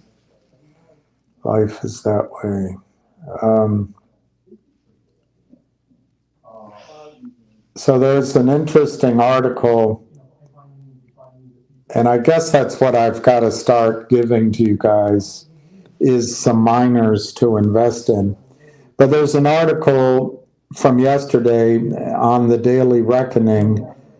The title of the article is Gold Miners, the mining stocks, gold miners, or NVIDIA. You choose. So should you own gold miners or should you own NVIDIA? You have a choice. You can either own stock A that's down 10% on the year with negative headlines, or you can own stock B trading at record highs with a 17% return year to date. This is written by Greg Gunther. By the way, my eyes adored you. My eyes adored you. They're not, it's a shame. They're not, but that's all right. At least I can read it, not perfectly, so excuse my mistakes, but it's better than being unable to read anything. Perhaps it seems like a no-brainer. I prefer to buy strength and sell weakness. So I know I would take stock B any day, stock B being the one that's up so far. Headlines aside, stock A's near-term drawdown puts it at a disadvantage right off the bat. Plus, this is Greg Gunther, find it difficult to pass up new all-time highs. But once we pull back the current on these mystery stocks, the choice is far from cut and dry. If you hadn't already guessed, stock A is NVIDIA. That's the one that's down 10%. and it's a market darling. All eyes have been on NVIDIA for over a year. To be clear, I am not bearish on NVIDIA. I'm not either, but it's priced to perfection. But Greg Gunther is saying he's looking for opportunities which could provide strength and stability as uncertainty spreads across the market. Stock B, Alamis Gold. I like Alamis Gold. I met the CEO. I tried to get him to put up cash for another company, gold company I raised money for, but my CEO was not interested. He didn't want to lose control of his company, I guess. Alamis Gold, AGI. Alamis Gold is a good story. It's a good CEO too. So gold is hitting record highs, and it looks like this rally has legs. Check out the gold chart from the mid 70s onward. If you find charts that go over 40 years useful. Notice the explosive rallies followed by prolonged trendless markets. That's true. After ripping roughly 750% upward during the 70s, gold went nowhere for my entire youth and into early adulthood. Of course, that changed during the 2000s when gold jumped from $250 an ounce to $2,000 an ounce. And then it went sideways. Today, gold is printing record highs, but it's only up 150% off of the 2015 low. Some might attribute this lackluster rally to the real store of value asset, Bitcoin, perhaps. But I view, this is Greg Gunther, view Bitcoin and crypto generally as tech stocks. I've never noticed a sustained flight to safety into Bitcoin. Plus, crypto has a strong tendency to trend with the S&P technology sector. My best guess, this is Greg Gunther, as to why gold hasn't hit 5,000 is because no one pays attention or no one wants to own it. Rising gold prices will eventually capture more eyes, creating a positive feedback loop. I agree with him, and making gold great again. And then it's too late to buy. You can capture the last leg of the rally, but you also get more volatility.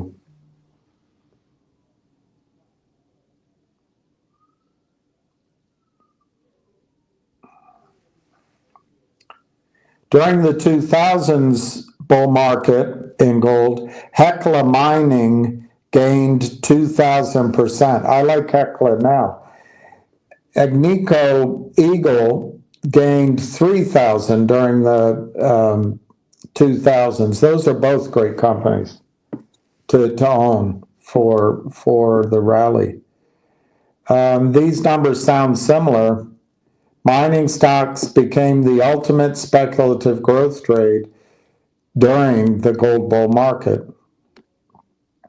The Junior Gold Miners ETF, GDXJ.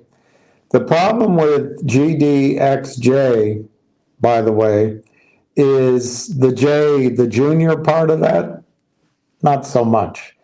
They have a lot of the same stocks that the GDX has, but it'll change as they evolve. They'll change it. GDXJ has yet to break above its 2020 high, let alone its 2011 peak.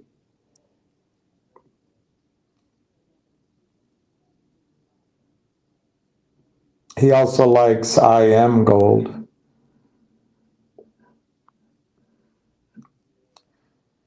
All right, let's read about Alamis Gold quickly. It's a $9 billion market cap. It's been around since 2003. And did I tell you that I met the CEO? He's a good guy, which means it survived a full cycle. And it's making new highs. I like Alamis Gold. You could also buy one of the best stocks, Agnico Eagle Mines, AEM. It broke out of a multi-decade base last week to new record high. That's a good one. He likes this one. I've never heard of this one. Wesdome Gold Mines, WDOFF. Could WDOFF post NVIDIA-like gains? It might if gold continues to rally. Taking a gold position today is taking a position in near-term strength. It is buying an asset increasing in value before the crowd shows up and spoils the fun. Don't get me wrong, I like trading AI stocks as much as anyone else. I simply prefer holding the strongest assets as the market merry-go-rounds kicks into high gear. All right, so let's go to that subject. Let's go to that subject.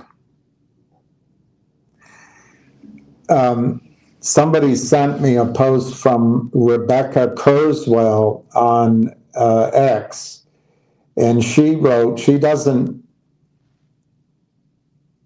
well, I don't know how many followers she has, but this post has gotten almost 1,000 views. I'm rounding up to be generous to her. It's okay, I'll tell you, it's gotten 645 views. But she wrote, exciting news. Railtown AI Technology announces MOU to acquire AIP partnerships. Then she writes, this is Rebecca Kurzweil, Kerswell. You can follow her on Twitter. That's her handle, Rebecca Kurzweil. She says this partnership, AIP partnerships, this includes John Ruffolo. I don't know who he is, and Omar's. So I don't know if that's a first name or a last name, but John Ruffolo and Omar's, who are the financial architects of the stock Constellation, CSU, which is a $100 billion market cap, $4,900 a share. And when I check out Rebecca Kurzweil, she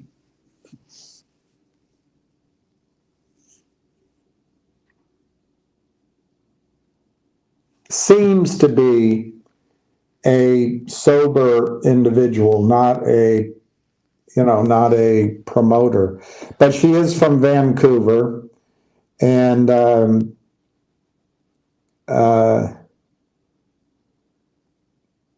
maybe that's where she's heard of this. She wrote in January, Microsoft and Meta are doubling down on AI investments. So maybe she knows a lot about AI.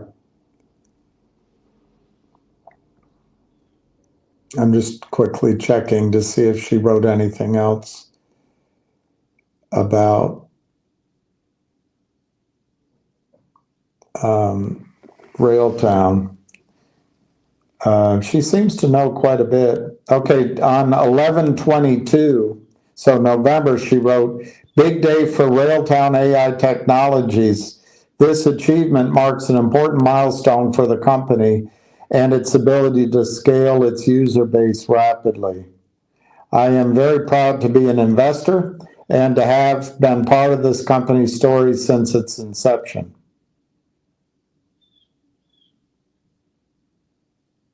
So she's been around Railtown for a while. Anyway, I want to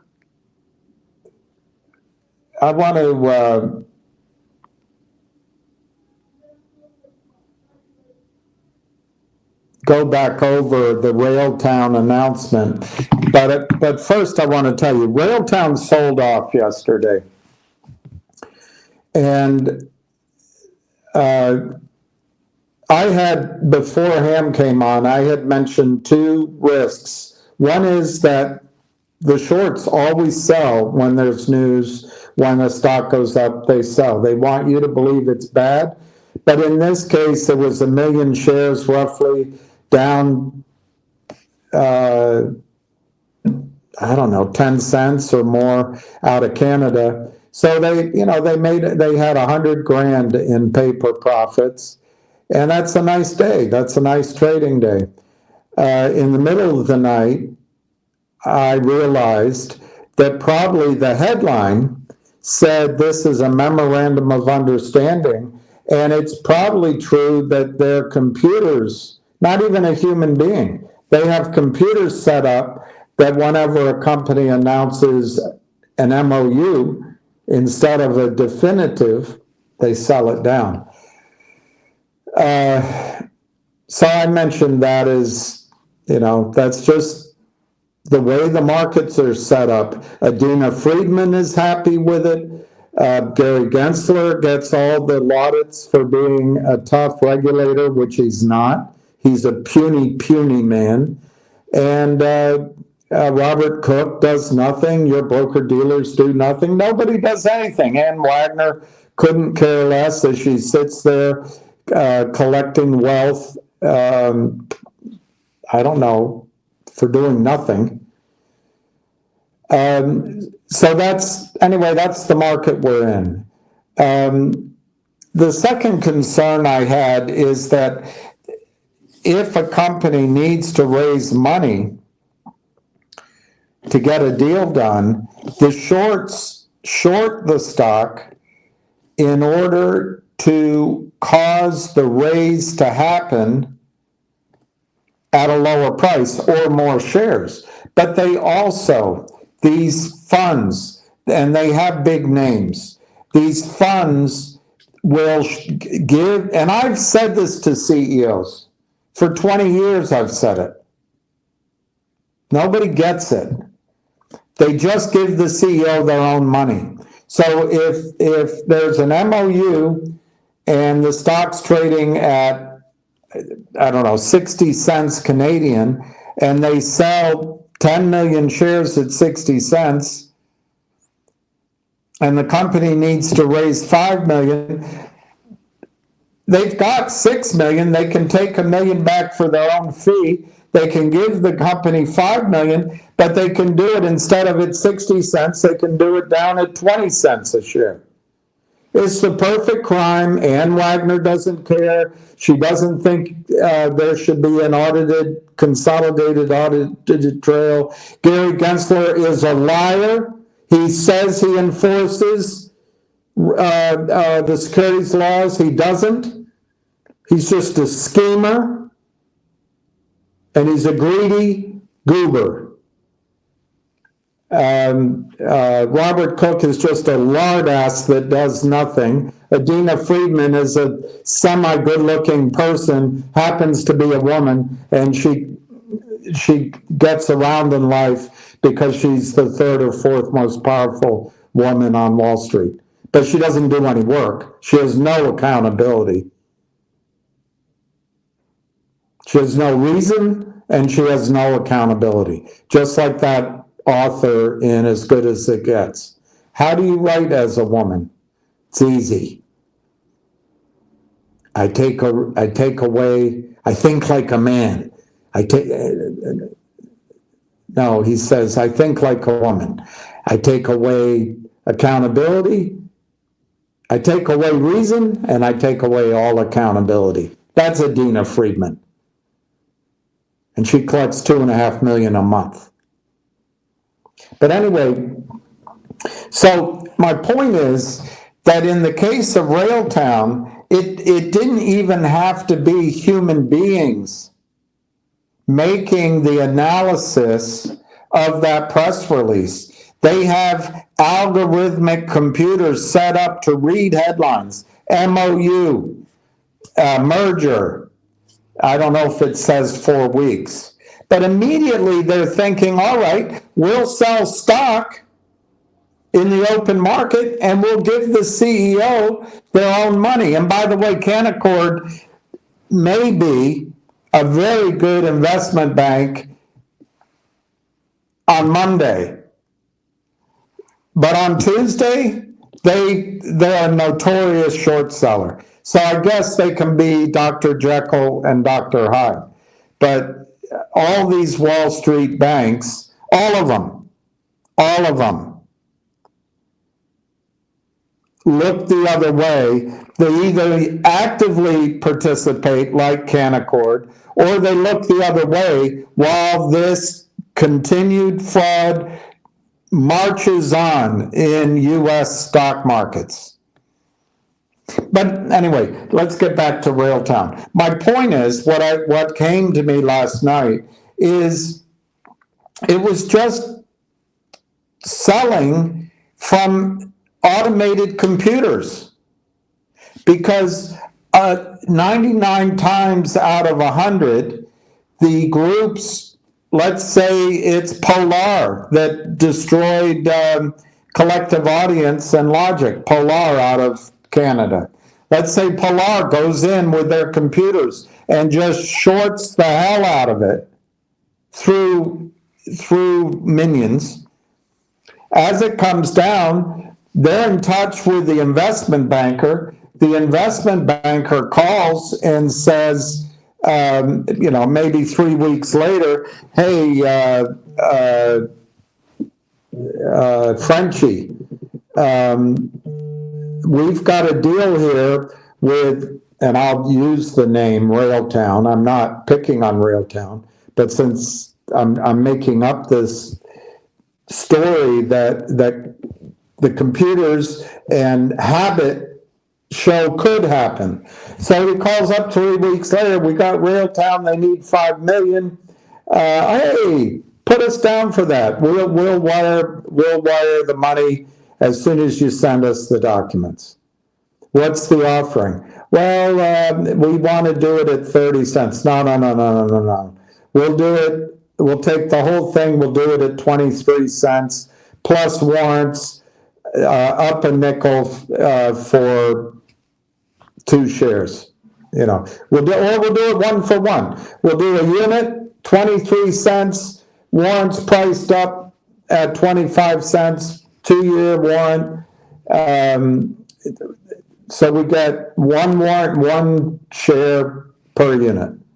And we'll wire the money tomorrow. And the banker gets paid, they get paid, everyone's happy, and the company gets, without realizing it, they get screwed, but they get funded.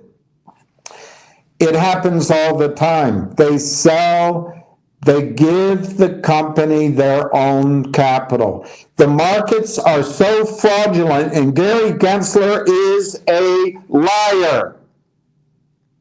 I sat and watched him tell Congress that we have the greatest capital formation markets in the world. We don't even form capital.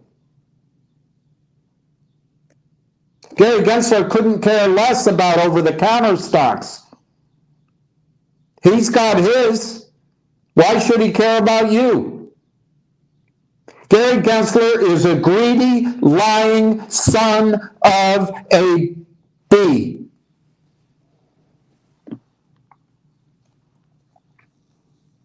Anyway, Gary Gensler's markets, there is no capital formation. The CEO can't go to an investment bank.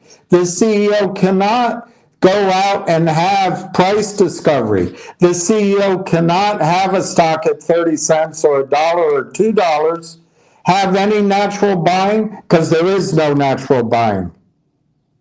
The Merrill Lynch rule, in effect, says No retail buying below $5 or $6 or $7, below $1 billion market cap. There is no capital formation. Gary Gensler lies through his teeth. He's not the only one. So then a company looks at this, they can't raise any money. The CEO cannot raise any money. But you know who can? Polar. They can short the stock that doesn't exist. They can sell stock that doesn't exist through market makers who barely exist because no one, Gary Gensler, enforces settlement. No one enforces securities laws. So they can sell. As soon as a news headline comes out, we have a memorandum of understanding to acquire this company, and we're going to raise money to do it. There is no investment bank that's going to give that money. There is no capital formation. But luckily, the criminals swing into action. They sell $10 million worth of stock, driving it down 60%, but they have the cash. Then they give the CEO her own money in an investment banking deal.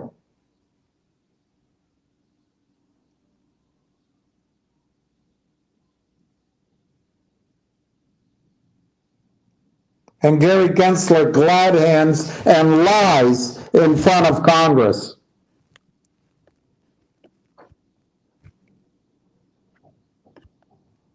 But hey, he pays well. He's worth $125 million. Elizabeth Warren, $80 million. Samantha Powers, $30 million. Chelsea Clinton, some percentage of $80 million given to her by USAID.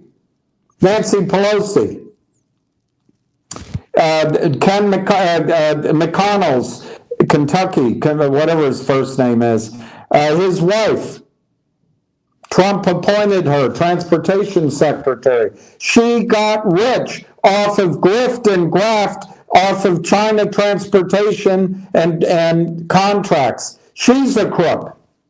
But here we are, we have to get our money in, and it has to be free to trade before we can buy a stock. But Polar and Aubrey Advisors and Chadron Financial can destroy, because it's all okay. And Wagner, who's in charge of looking over, hey, I'm not going to look. That's a violation of privacy. It says right here in the memo I got from Goldman Sachs.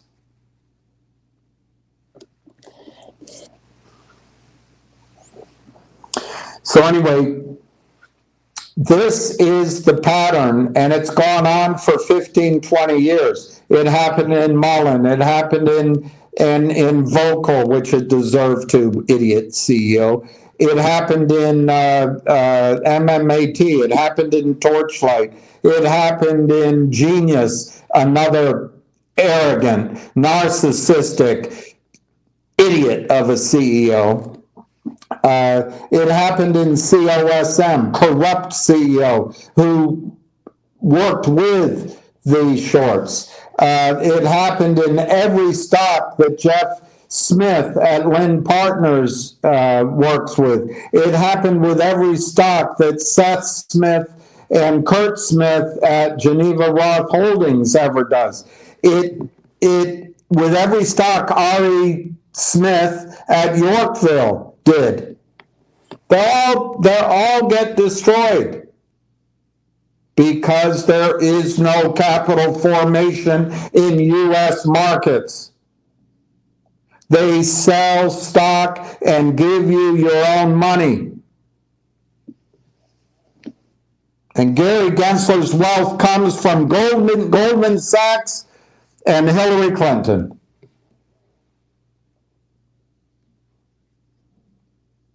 One is a bank and the other is owned by the banks.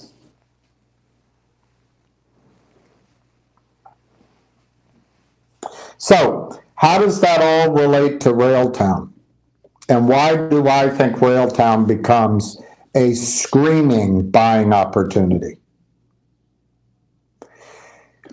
The automated computers, when they see, let's read the story, and I'll tell you as we go.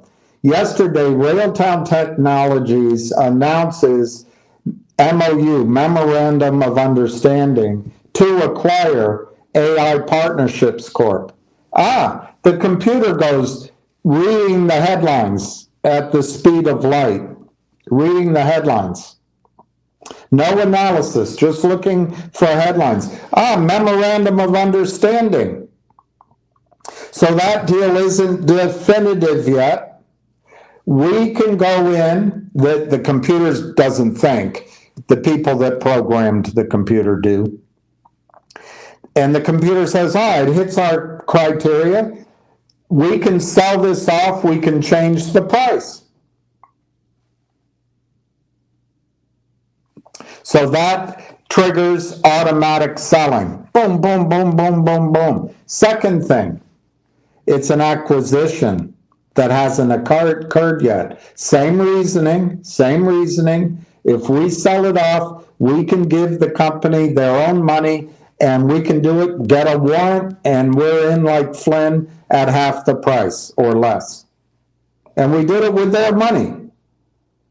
We're selling stock that doesn't exist because Gary Gensler's a freaking greedy liar. And Adina Friedman is a large-ass, toothsome, almost good-looking woman who has no qualifications other than she's female to run NASDAQ. And she's ruining NASDAQ. Companies want to be on NASDAQ because of what it used to be. Adina Friedman's only policy is, if you're listed on NASDAQ, you better have a woman on your board. Save me the lecture. Save me the lecture. Just have an honest market. Just have prices determined by real buyers and real sellers.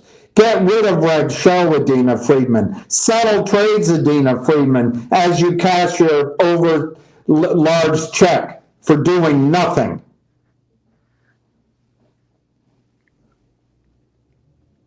Anyway, so the headline of this news story yesterday, Railtown AI Technologies announces MOU to acquire AI Partnerships Corp, immediately sets off selling of, I heard, 1,000 shares a minute, up to 1 million shares that happened yesterday, in the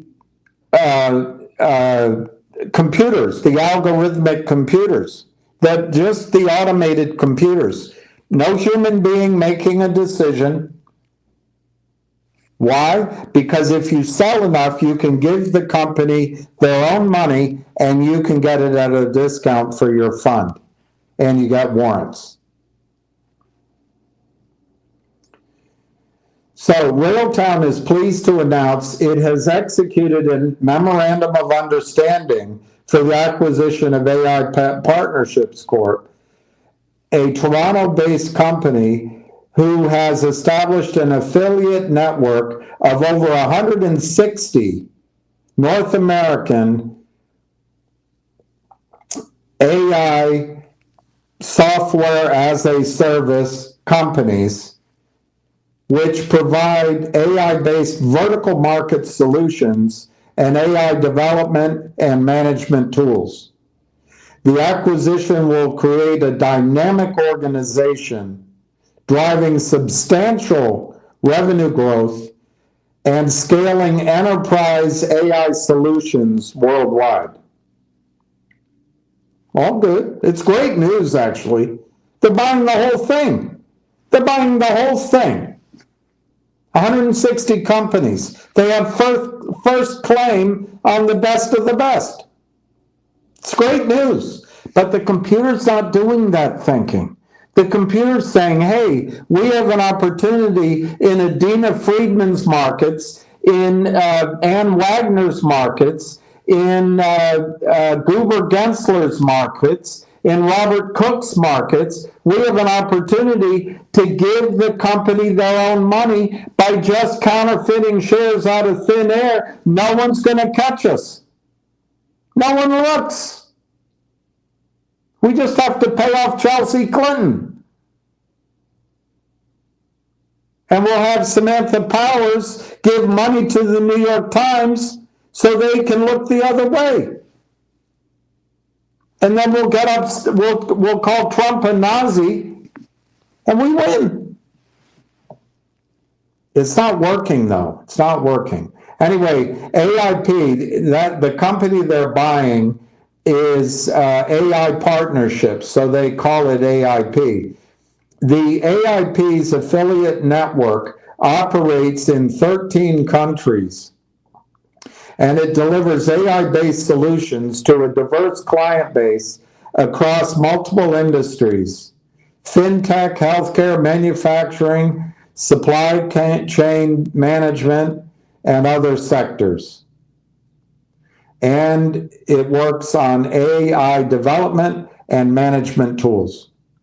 The combination of Railtown AI and AIP is expected to provide leverage on Railtown's AI Conductor product as a platform of choice for AI application development by the 160 companies and future companies which join, and the end users for those companies.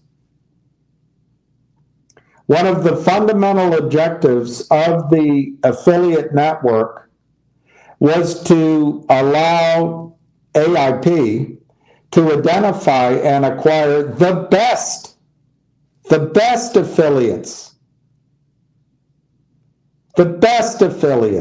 as part of a broader strategic roll-up strategy. You know, you kids out there, you don't know what the roll-up strategy is.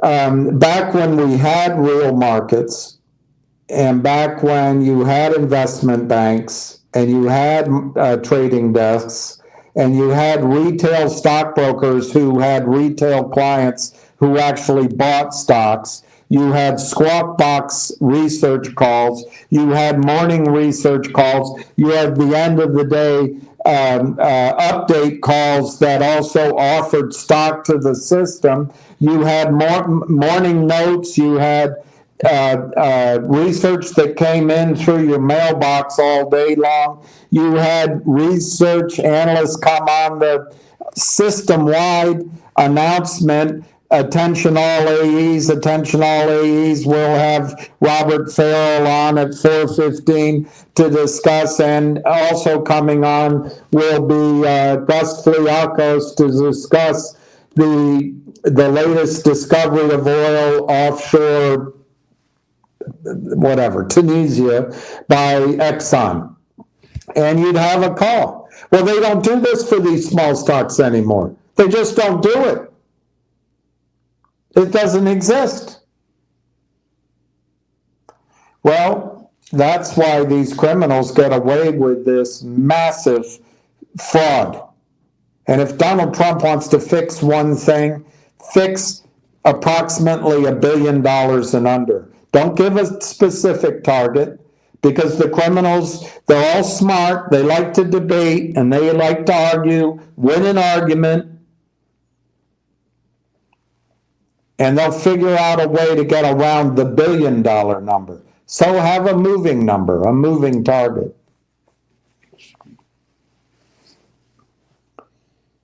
But what a roll-up was, you would get a company like, I'm going to have a hard time creating an example. But there was a, I'm trying to remember the name of the company, Prudential Bache's analyst. He was a good guy. I got to know him. Followed a seismic company that had these large computers that would process, I forget the name of the company, they process seismic data, but it was a small company, but it was all new. It was all new. This is years ago, 30 years ago. And to my memory, I might be misremembering, but a company like Schlumberger, or maybe it was Halliburton, bought up a bunch of these companies. And now I'm getting in an area where I'm riffing. I might be making it up because I can't remember what happened exactly. But I do remember several of these smaller companies being rolled together to create a bigger company. So all of a sudden, all the competition from these smaller companies, it was called seismic.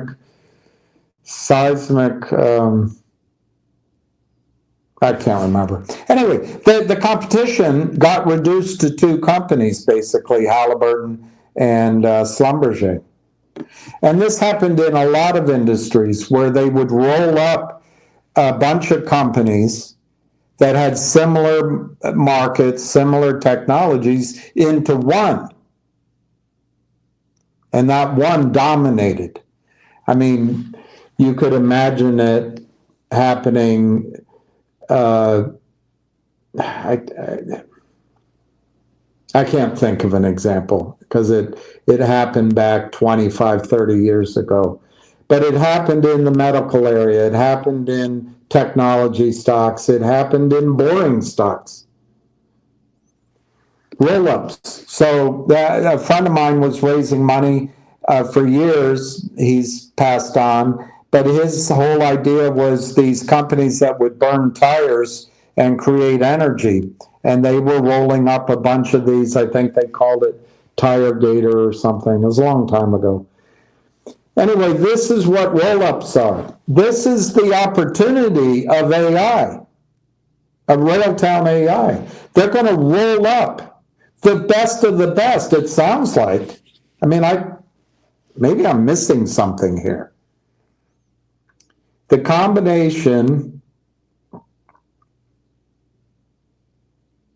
of Railtown and AIP provide organizations with an opportunity to leverage the Railtown conductor product. Okay, that's one. One of the fundamental objectives of the AIP network was to allow AIP to identify and acquire the best affiliates. Okay, that's two tidbits of information. And then this transaction is expected to provide the resulting entity the benefit of a public company structure with access to capital. They're not saying they need to go to Polar. They're not saying they need to go to Jeff Smith at Lynn Partners.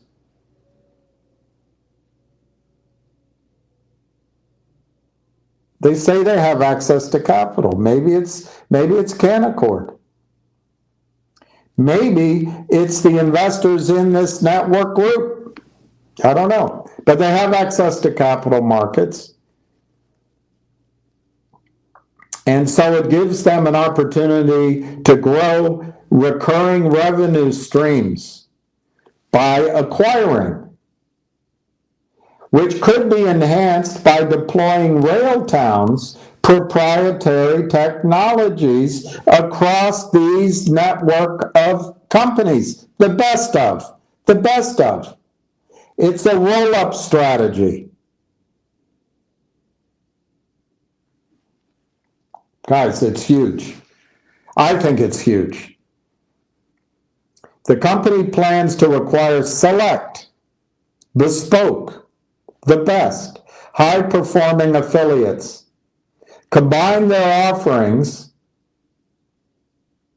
to provide a vertical suite of AI applications and developmental tools. They're going to use Railtown's conductor platform.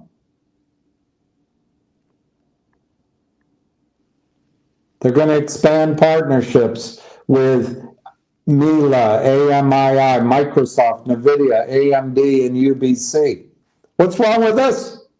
Remember, the computers didn't read all this. The computers only read the headline, MOU, acquisition. They're thinking, the computer's thinking, they're going to need capital. We'll sell it down. We'll give the CEO their own money because Gary Gensler is a liar. And Adina Friedman is incompetent. And Robert Cook is so large his chair fell down.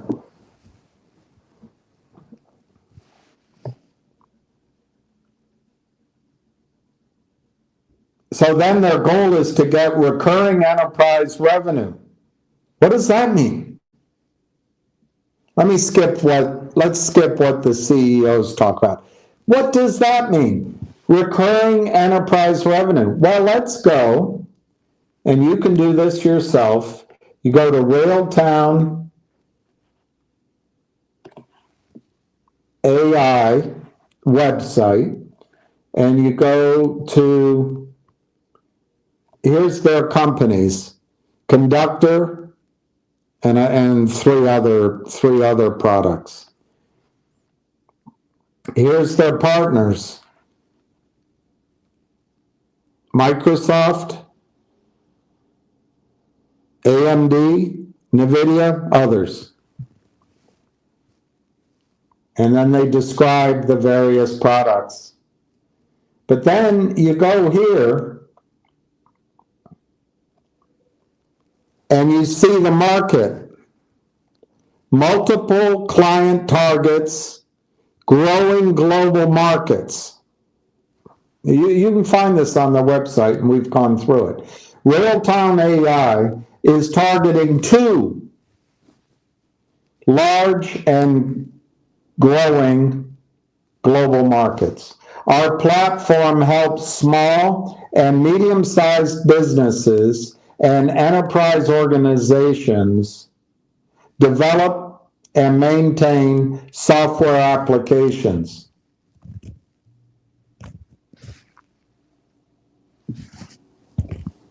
One is in the global developer tools market, which they expect to grow to $17 billion by the next decade.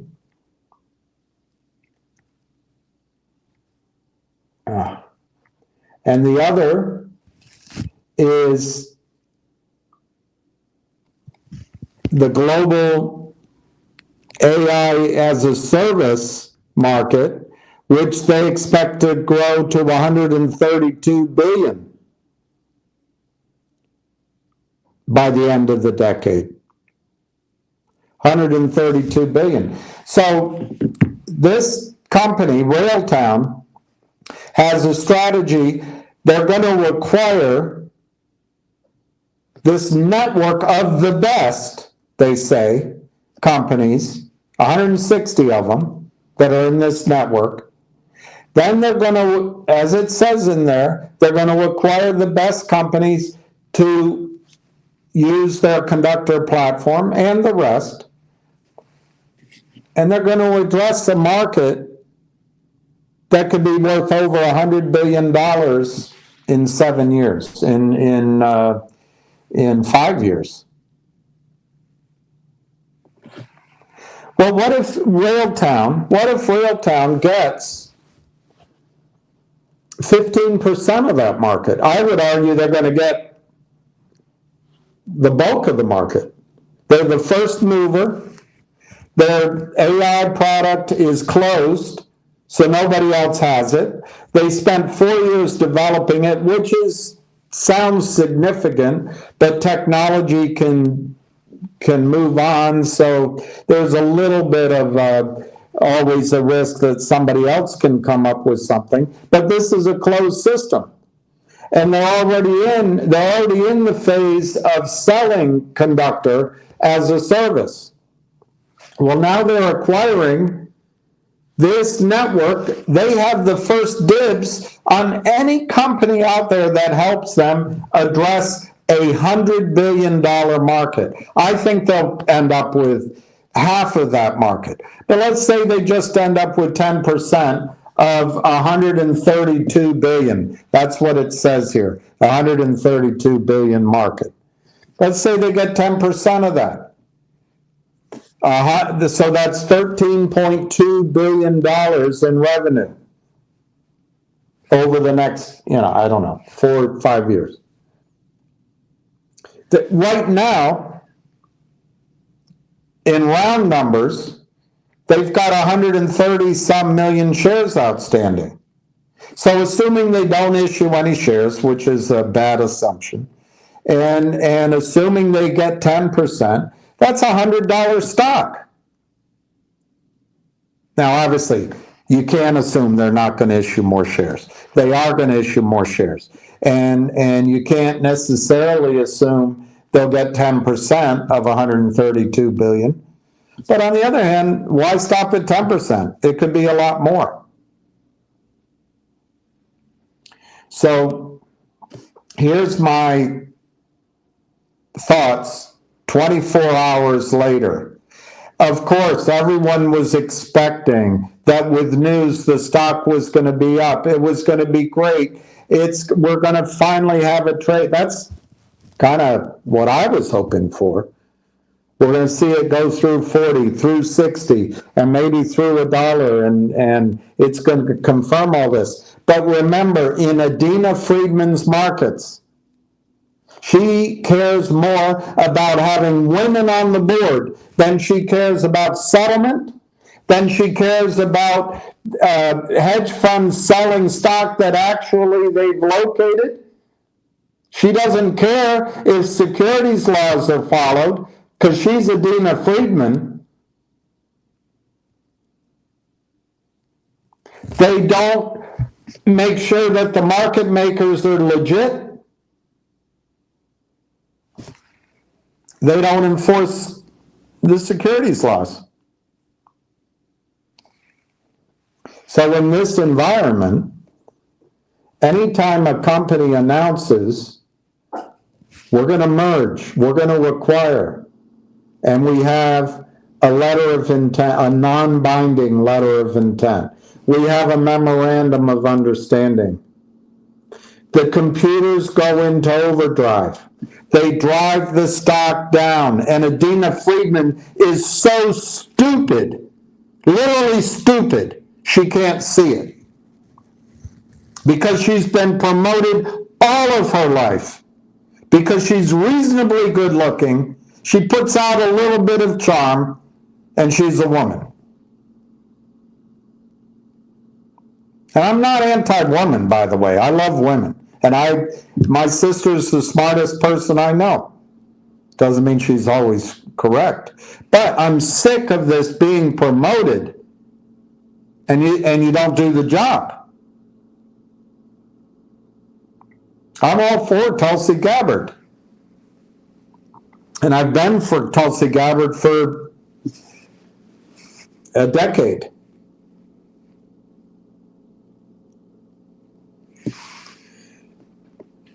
Anyway, the computers automatically sell. There's no human being making a decision. Who do you think sold Railtown yesterday? Was it a pump and dump? Corey Brandolini, who's done this before twice, and his whole team. Do you think they put 5 years of their life and they put their own money up to dump the stock at 40 cents, 38 cents? They weren't the ones selling. Do you think this woman, I just read her name to you, who's been involved all along, do you think she was selling? Do you think investors were selling? No, it's just these crap computers that Adina Friedman sleeps with. And Robert Cook sucks up to. And Gruber Gladhands Gensler tries to get a job with.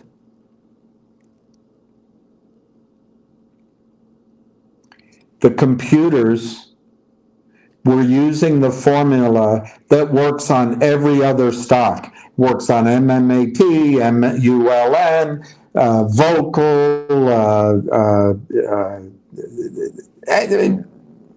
the list is legion. I just can't remember any of the names. But you got to think, is it going to work here? Is it going to work here?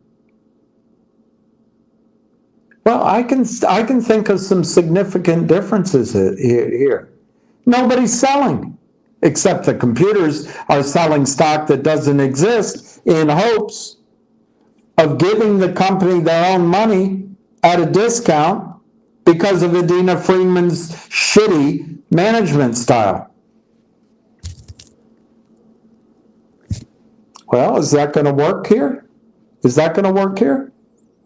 I don't see that it is going to work here. You've got a team that has done this before, build a software company and then sell out to Microsoft, then sell out to Coldwell Banker, then sell out. You can look on their website. They've done it before. They have experience. They know what they're doing. They've developed a product that is growing in its ability, that is a closed system. It's not open system, and it's AI. And it's revolutionizing the software development market. I'm in over my head with these terms. Everybody out there, unlike oil and gas, unlike gold, unlike silver, everybody out there, from family offices to investment bankers to wealth funds in the Middle East, to wealth funds in Korea, to mutual funds. They all understand AI. They all understand technology stocks. It's like greased lightning. Oh, that sounds good. And the money's going to be there.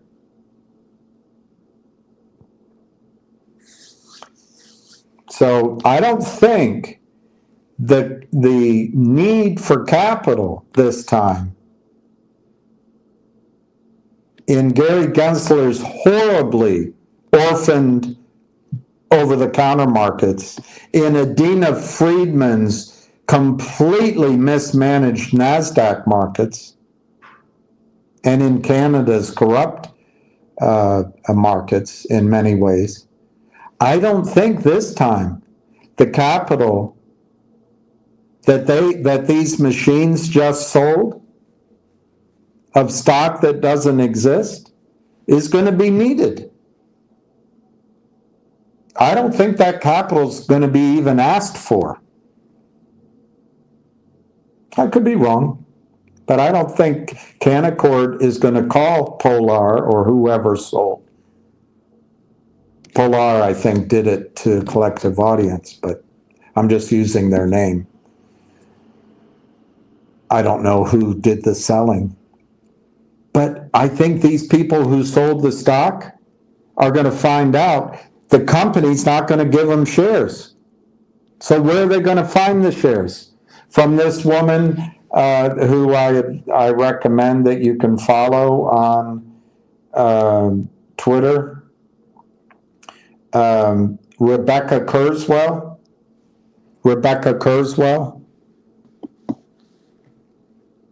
On Twitter, Rebecca Kurzweil.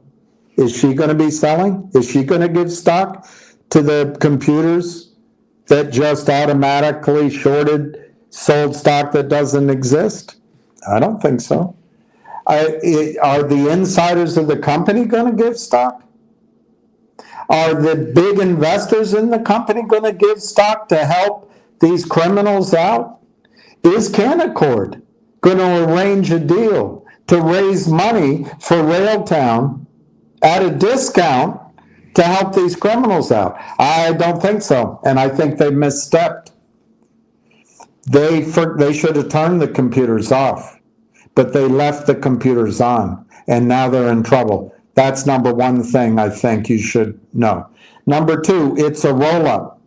This strategy is a tried and true tested strategy of taking one $50 million company, merging it with a $70 million company, merging it with a $30 million company, merging it with a $200 million, rolling up a bunch of competitors to gain size, gain pricing power. First, you gain the pricing power, then you get the money, then you get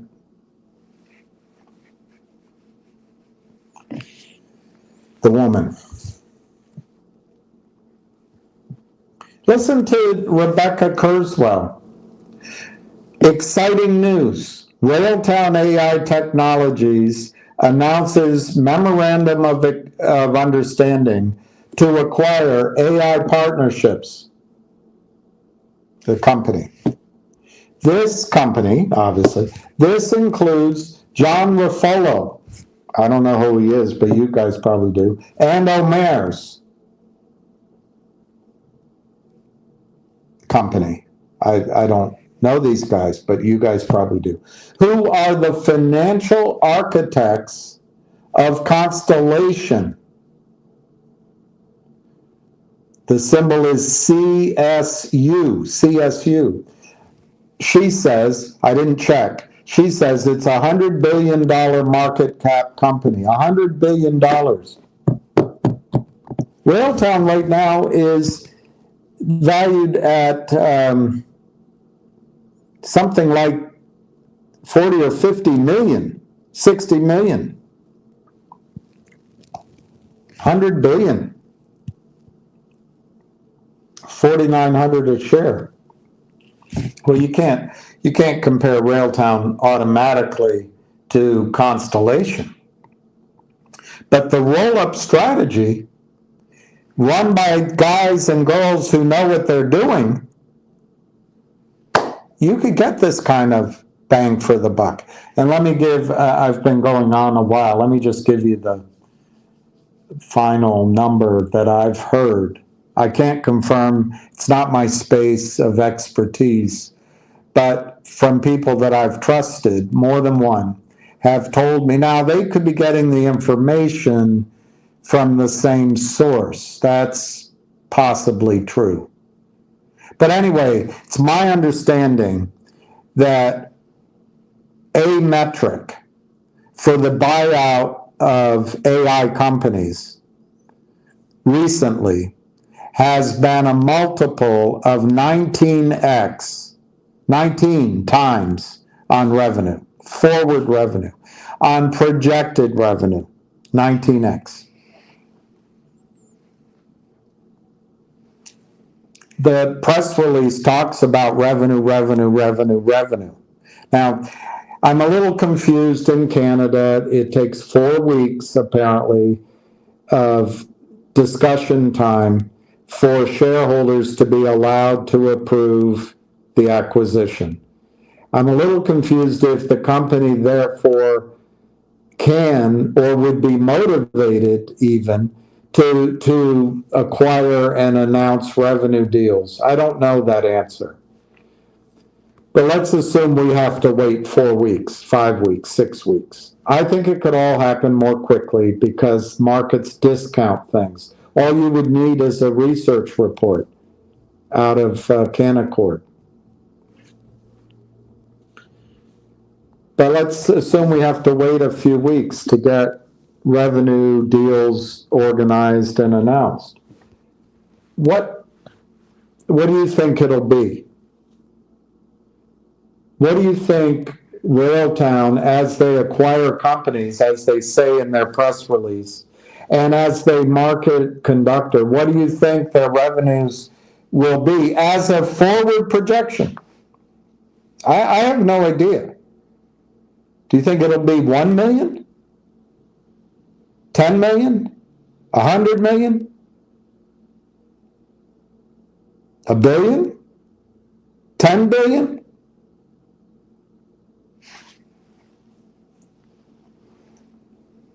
Let's just take, I don't know, let's take 100 million. Take 100 million.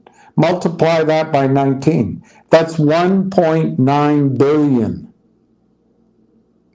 If those metrics are right, and if all of a sudden the company was for sale, and let's say they expanded the shares to 190 million.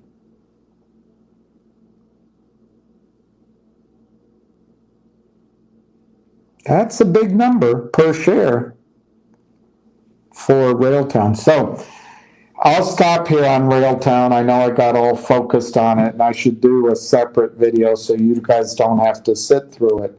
But I think Railtown, unfortunately, we have to be patient.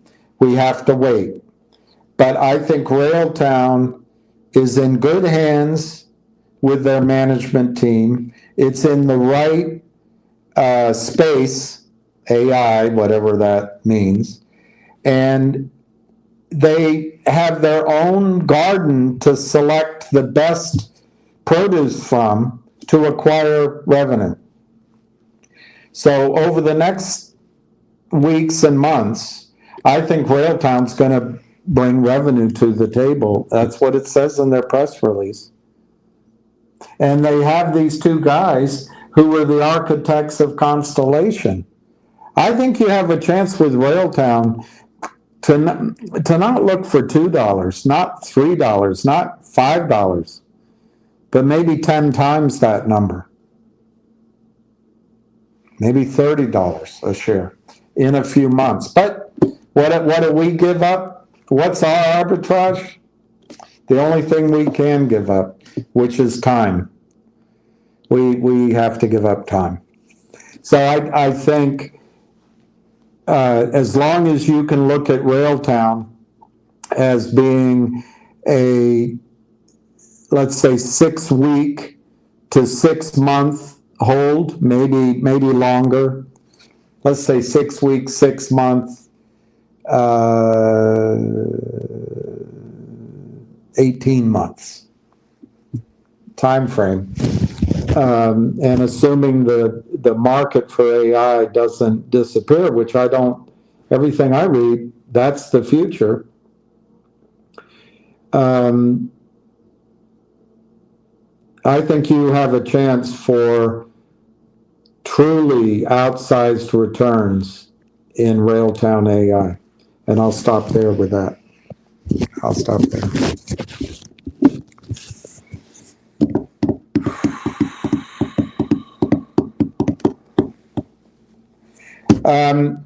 The $5 million for, and I'm sorry, my mic is distorted and loud. I don't know what to do. And partly that's me. The money hasn't come in. The company is putting pressure on me to bring in the $5 million.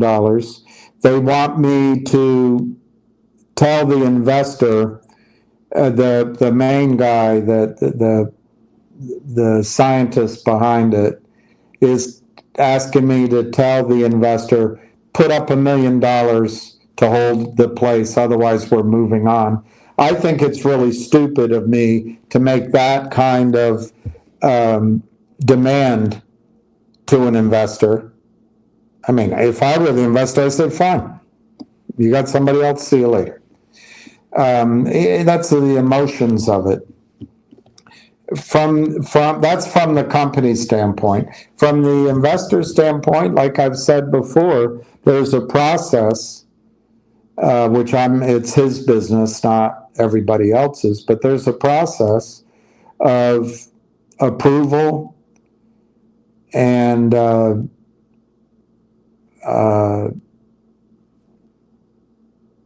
permission, I guess, same as approval, that has to be gone through. And that process is taking a long time. It took a long time with a major international bank, and that part of the process is over with. But it's now with both international and national regulators, U.S. regulators, to the word basically they want to make sure before they allow this money to be released in the United States under the Patriot Act and under other regulations since the Patriot Act. They want to make sure the money doesn't come from terrorists, and terrorists are only Arab, as you know. They're not, there are no terrorists from any other parts of the world. They want to make sure the money isn't drug money. They want to make sure the money has had taxes paid on it. And they want to make sure that the people and the entities involved are real. So that's the process that's going on. My guess is that the company is going to be willing to accept the money. The scientist guy is probably going to try to organize a takeover of the company that will cram everybody down. I think my best sense of what's going to happen is over the next days, the guy, the genius guy here, the scientist, he's out of Vancouver. My belief is he's going to try to take over the company with other monies and tell me tough titties. So that's where I think we are. I'm not very optimistic. I believe the money's there and that the money is coming, but I think the company, I don't think the company, I've spoken with the company, I think the company's willing to wait, but I think the gentleman that knows how valuable his project is and who owns the majority of the company and owns, obviously, his knowledge after working on the project for 15 years, I think he's going to take the project away from the company. He's going to try to do it or cram it down. I'm not optimistic. But what does that mean to our investment? I think it'll cap us out at, we'll take all the risk. So, risk means zero, potentially. I don't personally think zero is here, but you got to acknowledge that. But I think the offer, as it was last presented to shareholders that got rejected, capped out at approximately $1 a share. I think this offer will come in and cap out at about $2 a share. So it won't be exciting.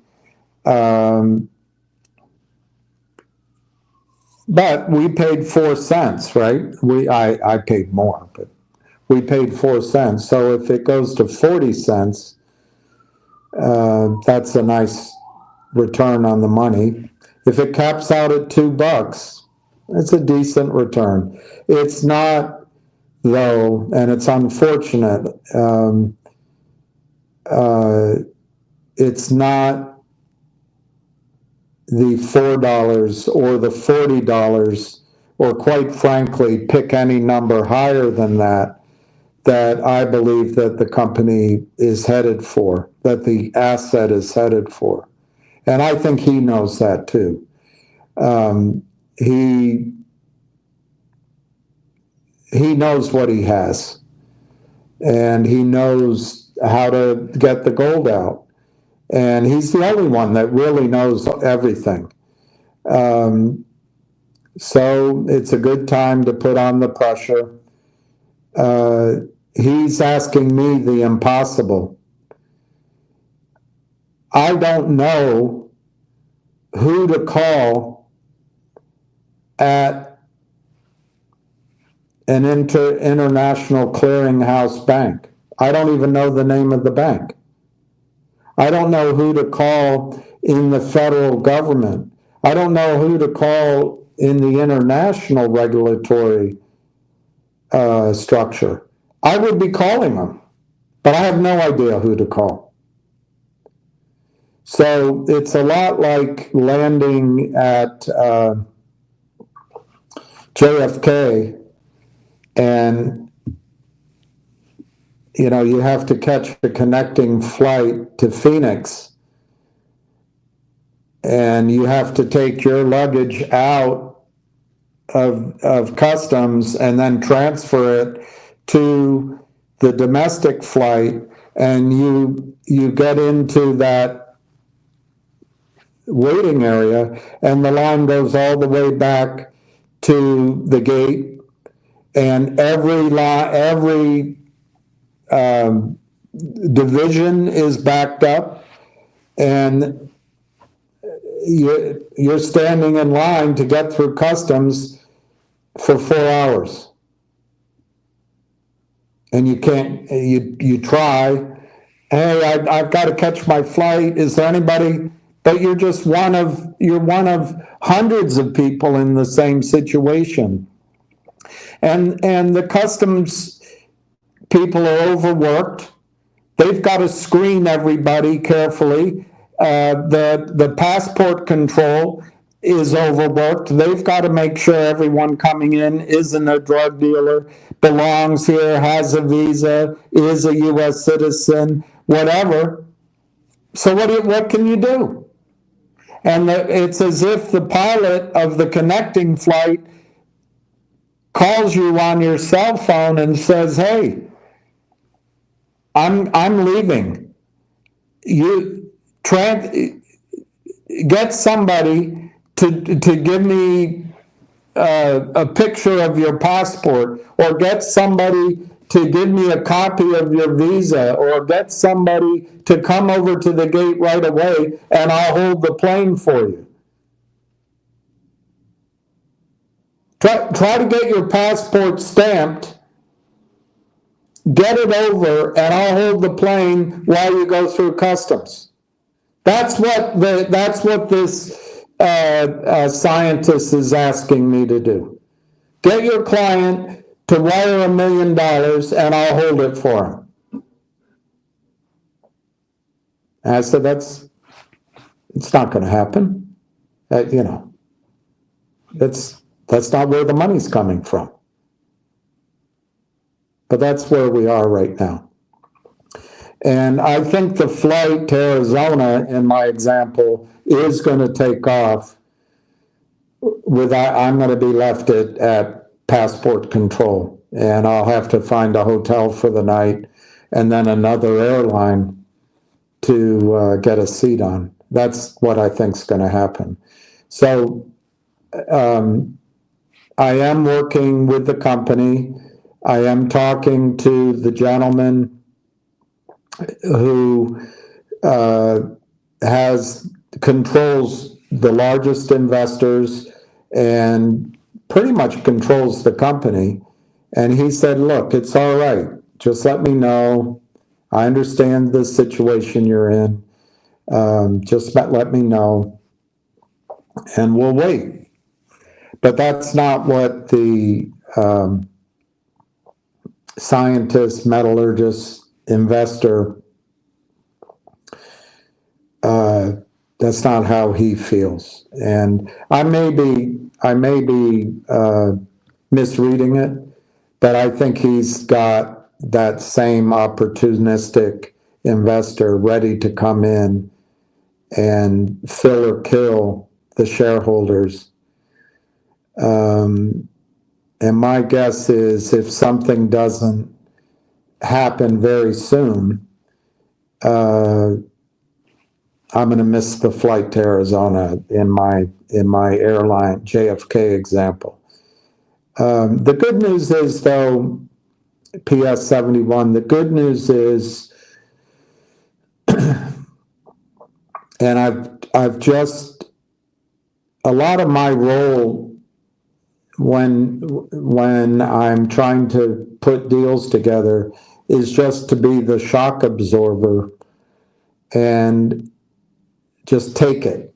Don't share that pressure and that bullying that's given to you. Don't share what the one guy's saying with the investor, and then don't say what the investor's saying on the way back, because the deals will fall apart. Everybody has pride, everyone has ego in a good way, and everyone is like, well, fine.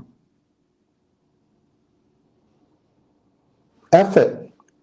You got something better, move along. Go ahead, do it. Because just because the guy that put this company together is extraordinarily wealthy and made a lot of money and raises a lot of money, doesn't mean that my investor isn't wealthy and has all of his capabilities either. So I'm in the middle right now. I haven't told him the ultimatum I received, but I have talked to the company, and the company is willing to wait, which is good. So I feel like I've covered my responsibility. And otherwise, I'm just holding it in. I'm just absorbing it. I'm being the shock absorber. I believe that the approval from customs, from the passport control, in my example, is imminent. The line's moving more quickly. There is some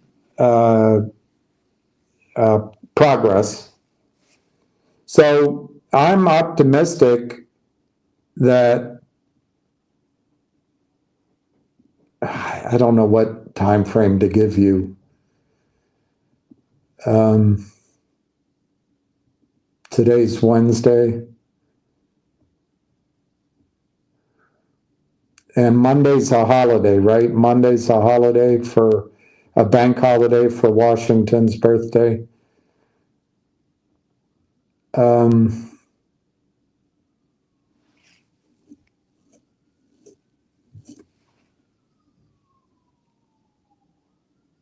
I will pick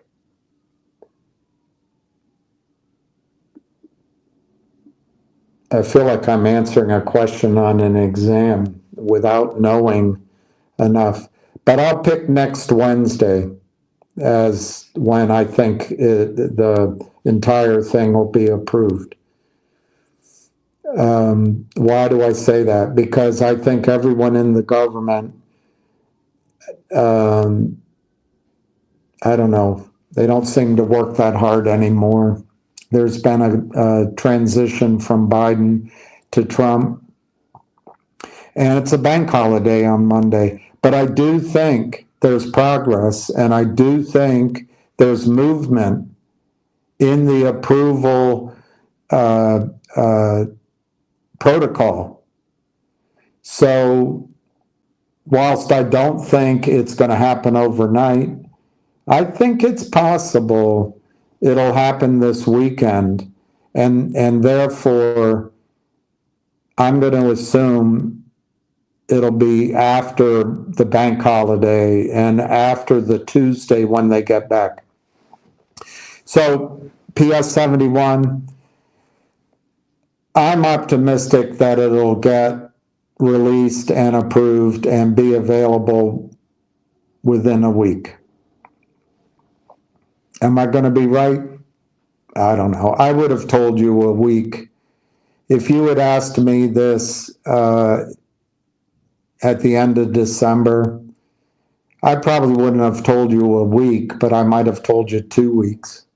So that's the risk. And that's what the gentleman who's giving me the ultimatum is being unfair. I have no data. I cannot talk to anyone on the regulatory side. the person behind the glass stamping the passports is going to call the police on me if I raise my voice and say, do you know who the hell I am? And the customs agent is going to grab my bags and throw me in an overnight cell if I create a scene. I mean, I don't have any leverage here. We just I just have to wait.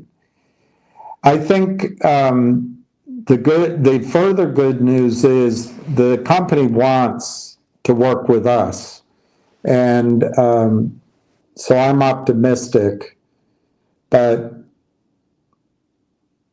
I have to be frank with you. I think there's a risk that he's going to organize something to take the asset away from or severely, cram us down. And I don't know what I can do.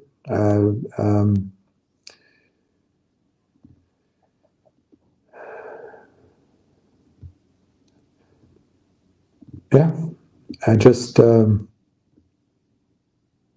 now I should add to you, and I've said it.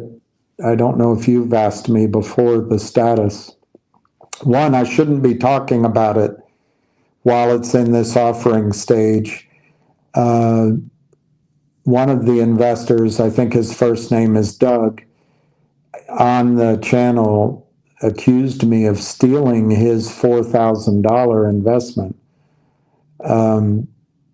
Well, I didn't. The company contacts him directly and he puts the money up directly. But when he did that, I realized that people want an update. They want to know. So I'm breaking that, I don't know, umbrella. Why? Because, the company's not actively seeking any money right now. As far as they're concerned, this is the deal that will carry them to the finish line. But the gentleman whose process and methodology is the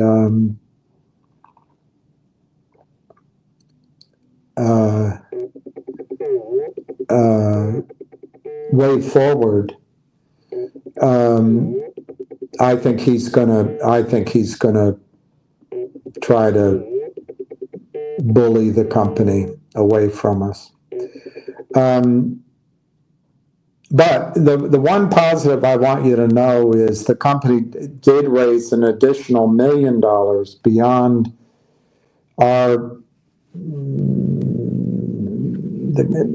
let's call it around just under $500,000 raise that happened. They raised an additional $1 million.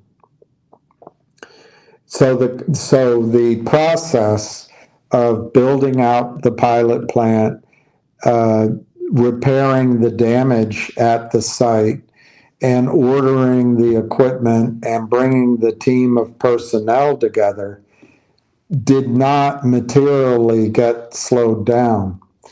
But my guess is now that he's ready to move forward. He needs additional monies now. And that's PS71. That's as thorough as I can be. I don't think the investment is at risk in the sense that I do think the project's going to be funded. Personally, my own opinion is because gold's at 3,000 and the brutal method of fire assaying the gold, just the brutalist method gets almost 0.04 ounces of gold per ton. And on the third party sands that were verified, the resource, it's probably a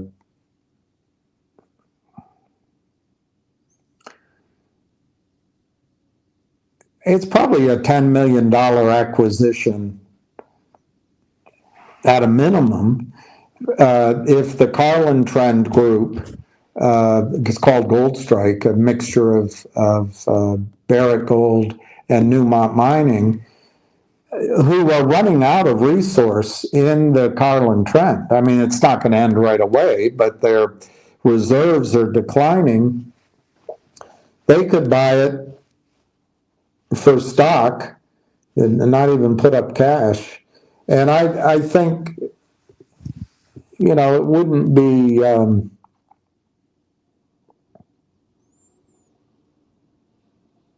trying to do the arithmetic in my head. There wouldn't be more shares issued, so it would probably be I don't know. It'd be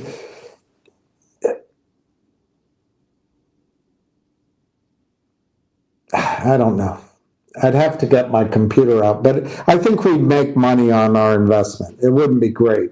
It would be, we'd probably get an override. So we'd get cash probably equivalent to 2 or 3 times our investment or stock, and we'd get an override. So I would guess we would make, 40 cents over time, $1 over time, $2 over time, just as is. That's not that exciting, but it's not a write-off. I have to acknowledge, in any deal like this, there's always the possibility of loss, of complete loss. So, I don't want to gloss over that.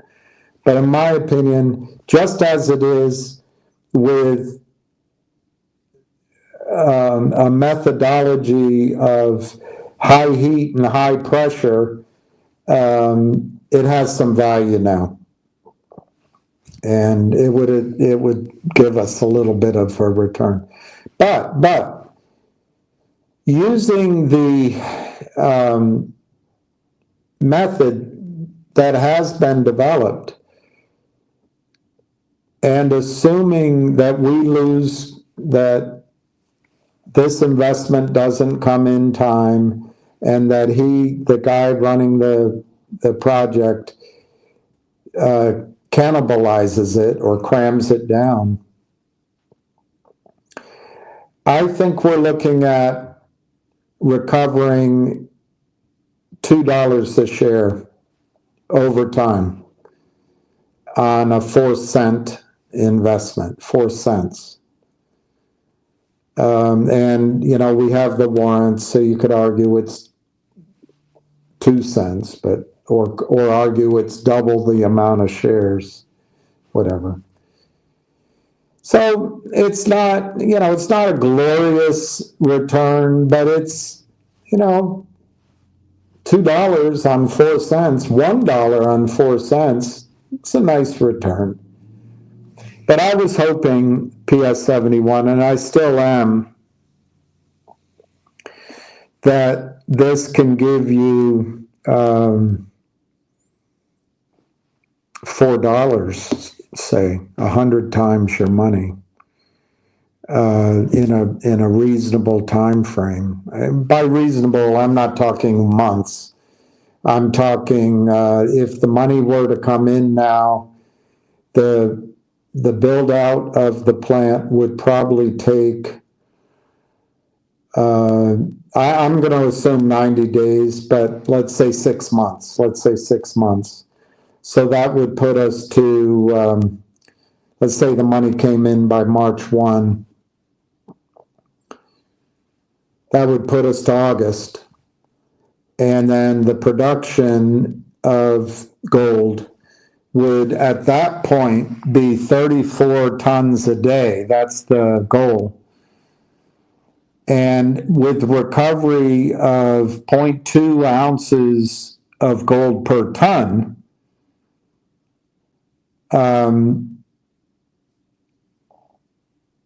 that's, I don't know, 60 ounces of gold a day, something like that. It's not huge. I mean, you're not going to get rich on that. But there's two arguments once you start producing. One is you have to produce for many, many months before you can sell the company. That's one argument. But my argument is once you're producing 50, 60, 100 ounces of gold a day, the story will get around. And then the guys just 200 miles away, 150 miles away at Barrick Gold and Newmont Mining, they're going to come look at it. They'll bring their own engineers. And so my belief is if you started producing, let's say 50 ounces of gold a day in August or September, I think by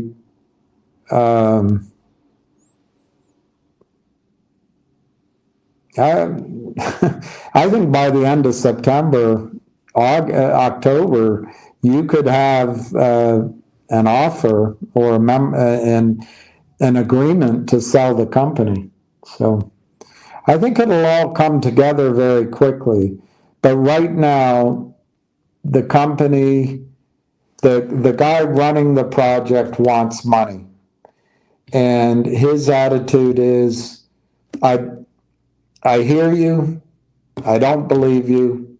Send some money now, and I'll hold the project.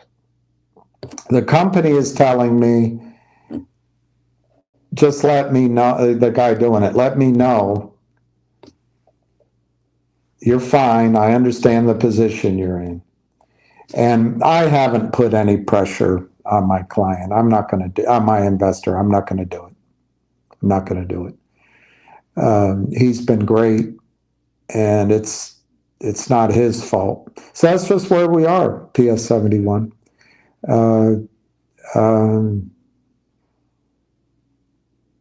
Like I say, I think we're going to see approval by next Wednesday. Find out if we're right. If we are, the wait's been worth it. If not, and somehow it goes a different direction, I believe you're still going to make a hell of a lot of money. It's just not going to be Rockefeller money, you know what I mean? You know what I mean?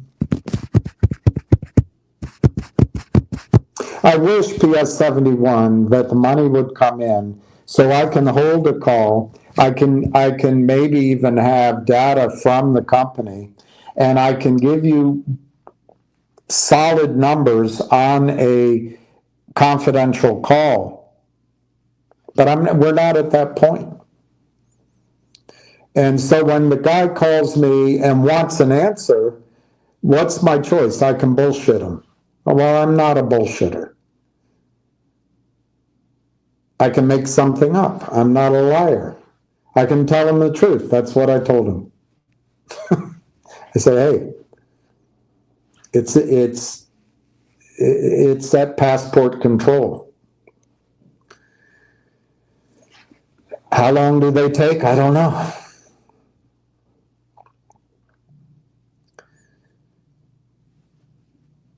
And in DC, we've had snowstorms. We've had change in administration. We had Jimmy Carter die. There's been a lot of excuses. So that's just how it is, PS 71. I understand everybody's side. I can't make anything happen. And that's just how life is sometimes.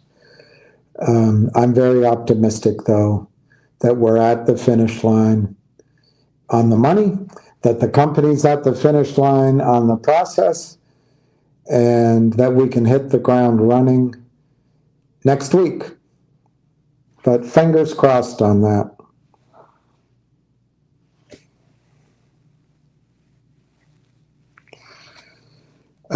Silver keeps creeping up. It won't keep creeping up. Silver is going to explode. And to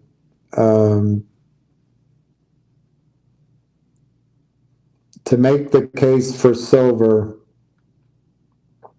It's very simple. Silver is the most manipulated asset by criminal cowboys in the world. For decades, they have sold paper contracts on the futures exchanges to manipulate the price. A woman who I think has retired, but is given credit for coming up with the idea of lending out precious metals and then relending and relending and relending, hypothecating and rehypothecating, lying, Blythe Masters. She became rich. And I think, I'd have to look it up, I think she's long gone from J.P. Morgan.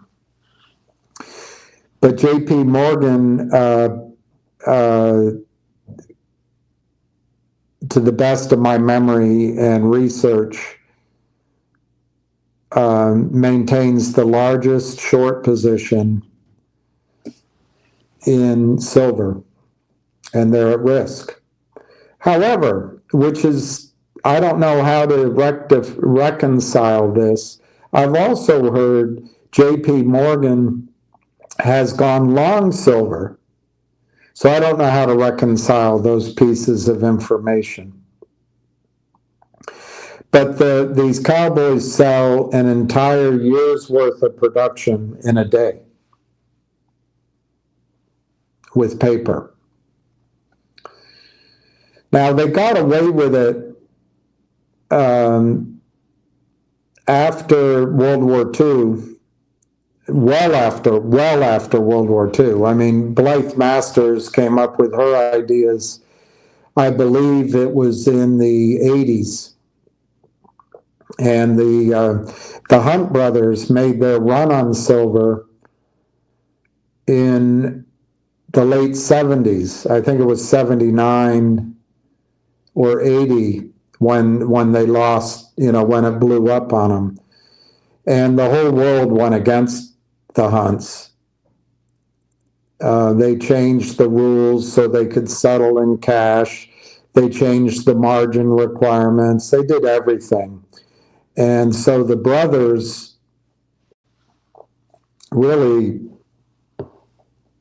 lost everything. The sisters stayed wealthy, and the black sheep of the family brother, I think his name was Howard. Anyway, the other one from the other family, I think he maintained his wealth, but Bunker and Lamar just got destroyed. But the reason it was the markets and the system was able to do that is economics was taught. That's what I studied. Keynesianism. Nixon got the dollar off gold. The world went off gold. The Western world went off gold. Kissinger got the dollar on oil. We had the military. The Soviets were struggling. And we, being the Fed in the United States, we convinced the world to sell gold and silver too. Silver ceased being a monetary asset at all. Gold was relegated to history. Over time, countries like the United States, like Canada, like the UK, sold their gold, lent their gold out, rehypothecated. And this allowed the establishment of these paper markets. And nobody ever paid a price for it. And in the specific case of silver, there were huge warehouses and stockpiles of silver above ground. And so whenever there was a tightness, there was silver available. But now, an entire financial bull market later, 3 generations later, a move from sane government to Bill Clinton's third way to George W. Bush's Clown Act to Barack Obama's let them get away with whatever they want to get away with act, and to Biden's might as well have been in a nursing home act. The silver stockpiles in the United States don't exist anymore. There are no stockpiles. The industrial base of the United States, starting with Bill Clinton, just all shifted to China. Our technology and our knowledge, again, you can go to Bill Clinton, is all in China. Our school systems, everything, they have great universities in China. So while we, under George Popinjay Bush, were bombing deserts and assaulting mountains and spreading democracy like mayonnaise, China, India, the rest of the world continued to develop. What did we do? We became a country of financialization, money managers, stock jobbers, wealth advisors, hedge funds, geniuses, and everything's financial. Everything.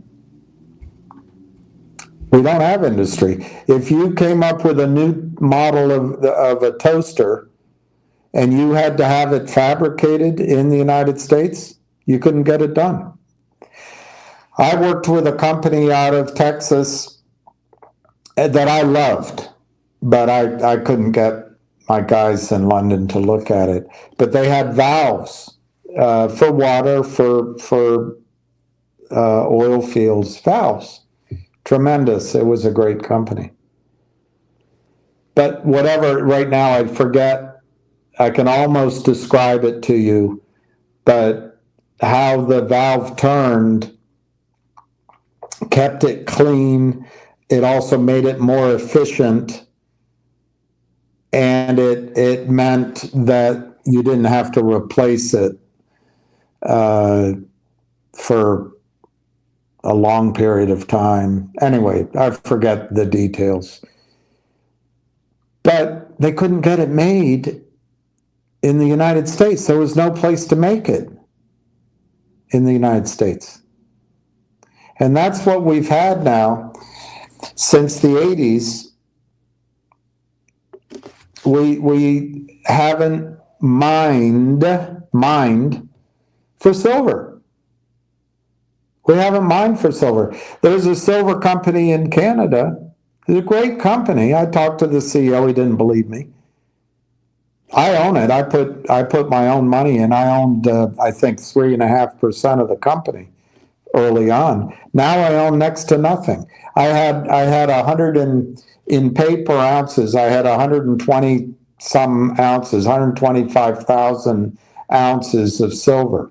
Now, after this CEO, a young guy, has raised money, and he's a good guy, but he used all the Canadian investment banks, and they diluted to hell. They shorted and shorted and shorted and shorted. No one cares. I now have, I calculated it the other day, I want to say I have 700 ounces of silver. And he's built the company. But this is what's happened in the United States. There's no silver.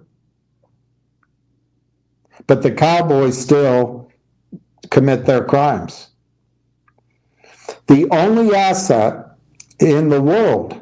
John will tell you it's platinum. But the only asset in the world which has not gone to all-time highs in this everything bubble, in nominal terms, screw adjusting it for inflation, is silver. And you're saying it's creeping up? It's 32, 33?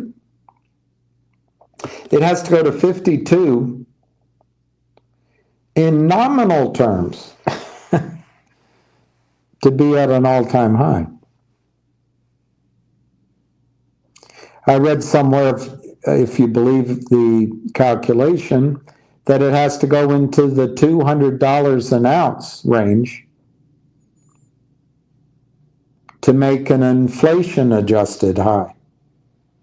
Silver is manipulated and suppressed for one reason alone. It is the Achilles heel of the Western banking system. It will take down JP Morgan. But I think the one it'll take down first is Bank of America.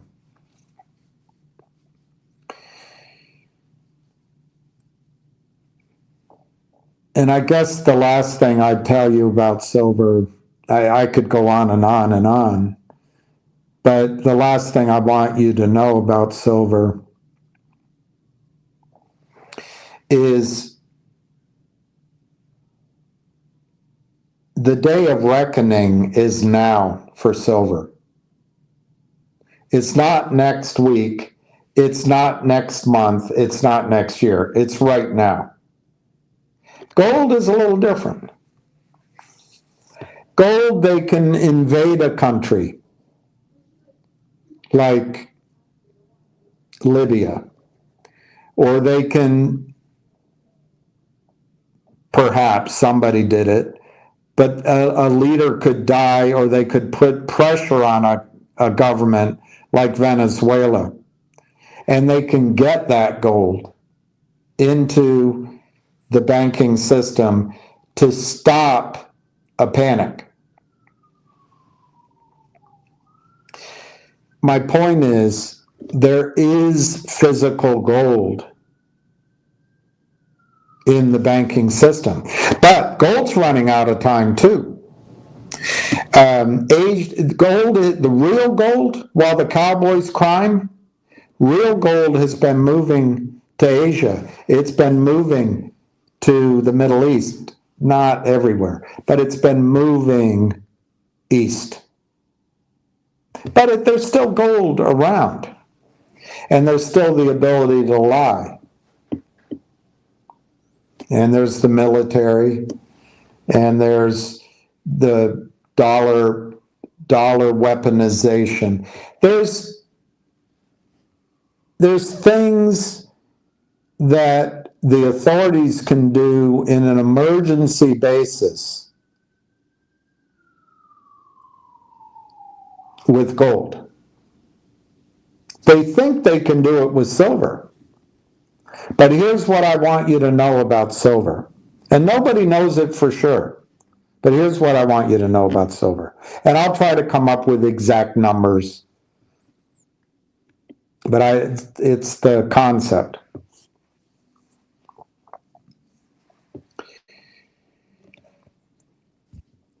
Gold demand is as a monetary metal and jewelry and a little bit of industrial. That's gold demand. Primarily, for the history we know about,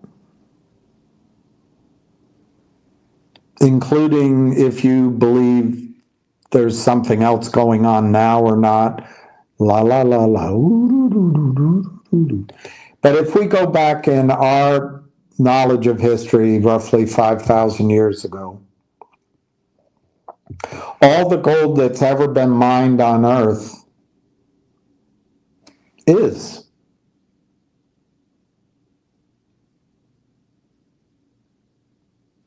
It's not true of silver. It's not true of silver. We consume silver. We consume silver in medical supplies. We consume silver in telephones. We consume silver in weaponry. We consume it in wires. We consume it in electronics. We consume silver. And we throw it away. So not all of the silver ever mined is. So what's happening right now with silver is demand for silver is exploding. Because we haven't invested in the education of geologists and et cetera, we have not protected our financial markets to capitalize mining companies. And because miners haven't focused on silver, to increase the supply of silver annually is many months, if not years away. So there is a physical constraint on the ability of the world to supply physical silver to the physical demand for silver today. Ignore the criminal paper markets. You're reading about it in the gold market right now. You're reading that it's the Trump tariff. You're reading that there's 8 weeks delay getting gold out of the UK. Those are all lies. They're having a hard time delivering gold that isn't already, somebody else doesn't already have their hands on it, or several people don't already have it borrowed. But they're buying time, but there's a panic going on. There's a run on gold going on. Middle Easterners are starting to buy. All you would need is a Bill Gates to buy some, and it'll be front page news. But they're managing it. They're managing it. And they might be able to get through 8 weeks, and it's okay. The difference with silver versus gold is a company like Apple needs to buy silver for its phones and its computers. A company like Tesla needs to buy silver for its cars and its batteries. A company like Minolta needs silver for its cameras. A company like Johnson & Johnson needs silver for its medical equipment, and on and on and on and on. Raytheon, or whoever builds the cruise missile, needs silver. They need a monster box for every cruise missile. So anyway, I think silver's at the point where buyers of silver using the futures markets, like an Elon Musk, have put in for delivery of that silver, and so far it's creaking by. But one time, if Elon Musk can't get his tonnage of silver delivered to build his car or his rocket, and it processes in his brain,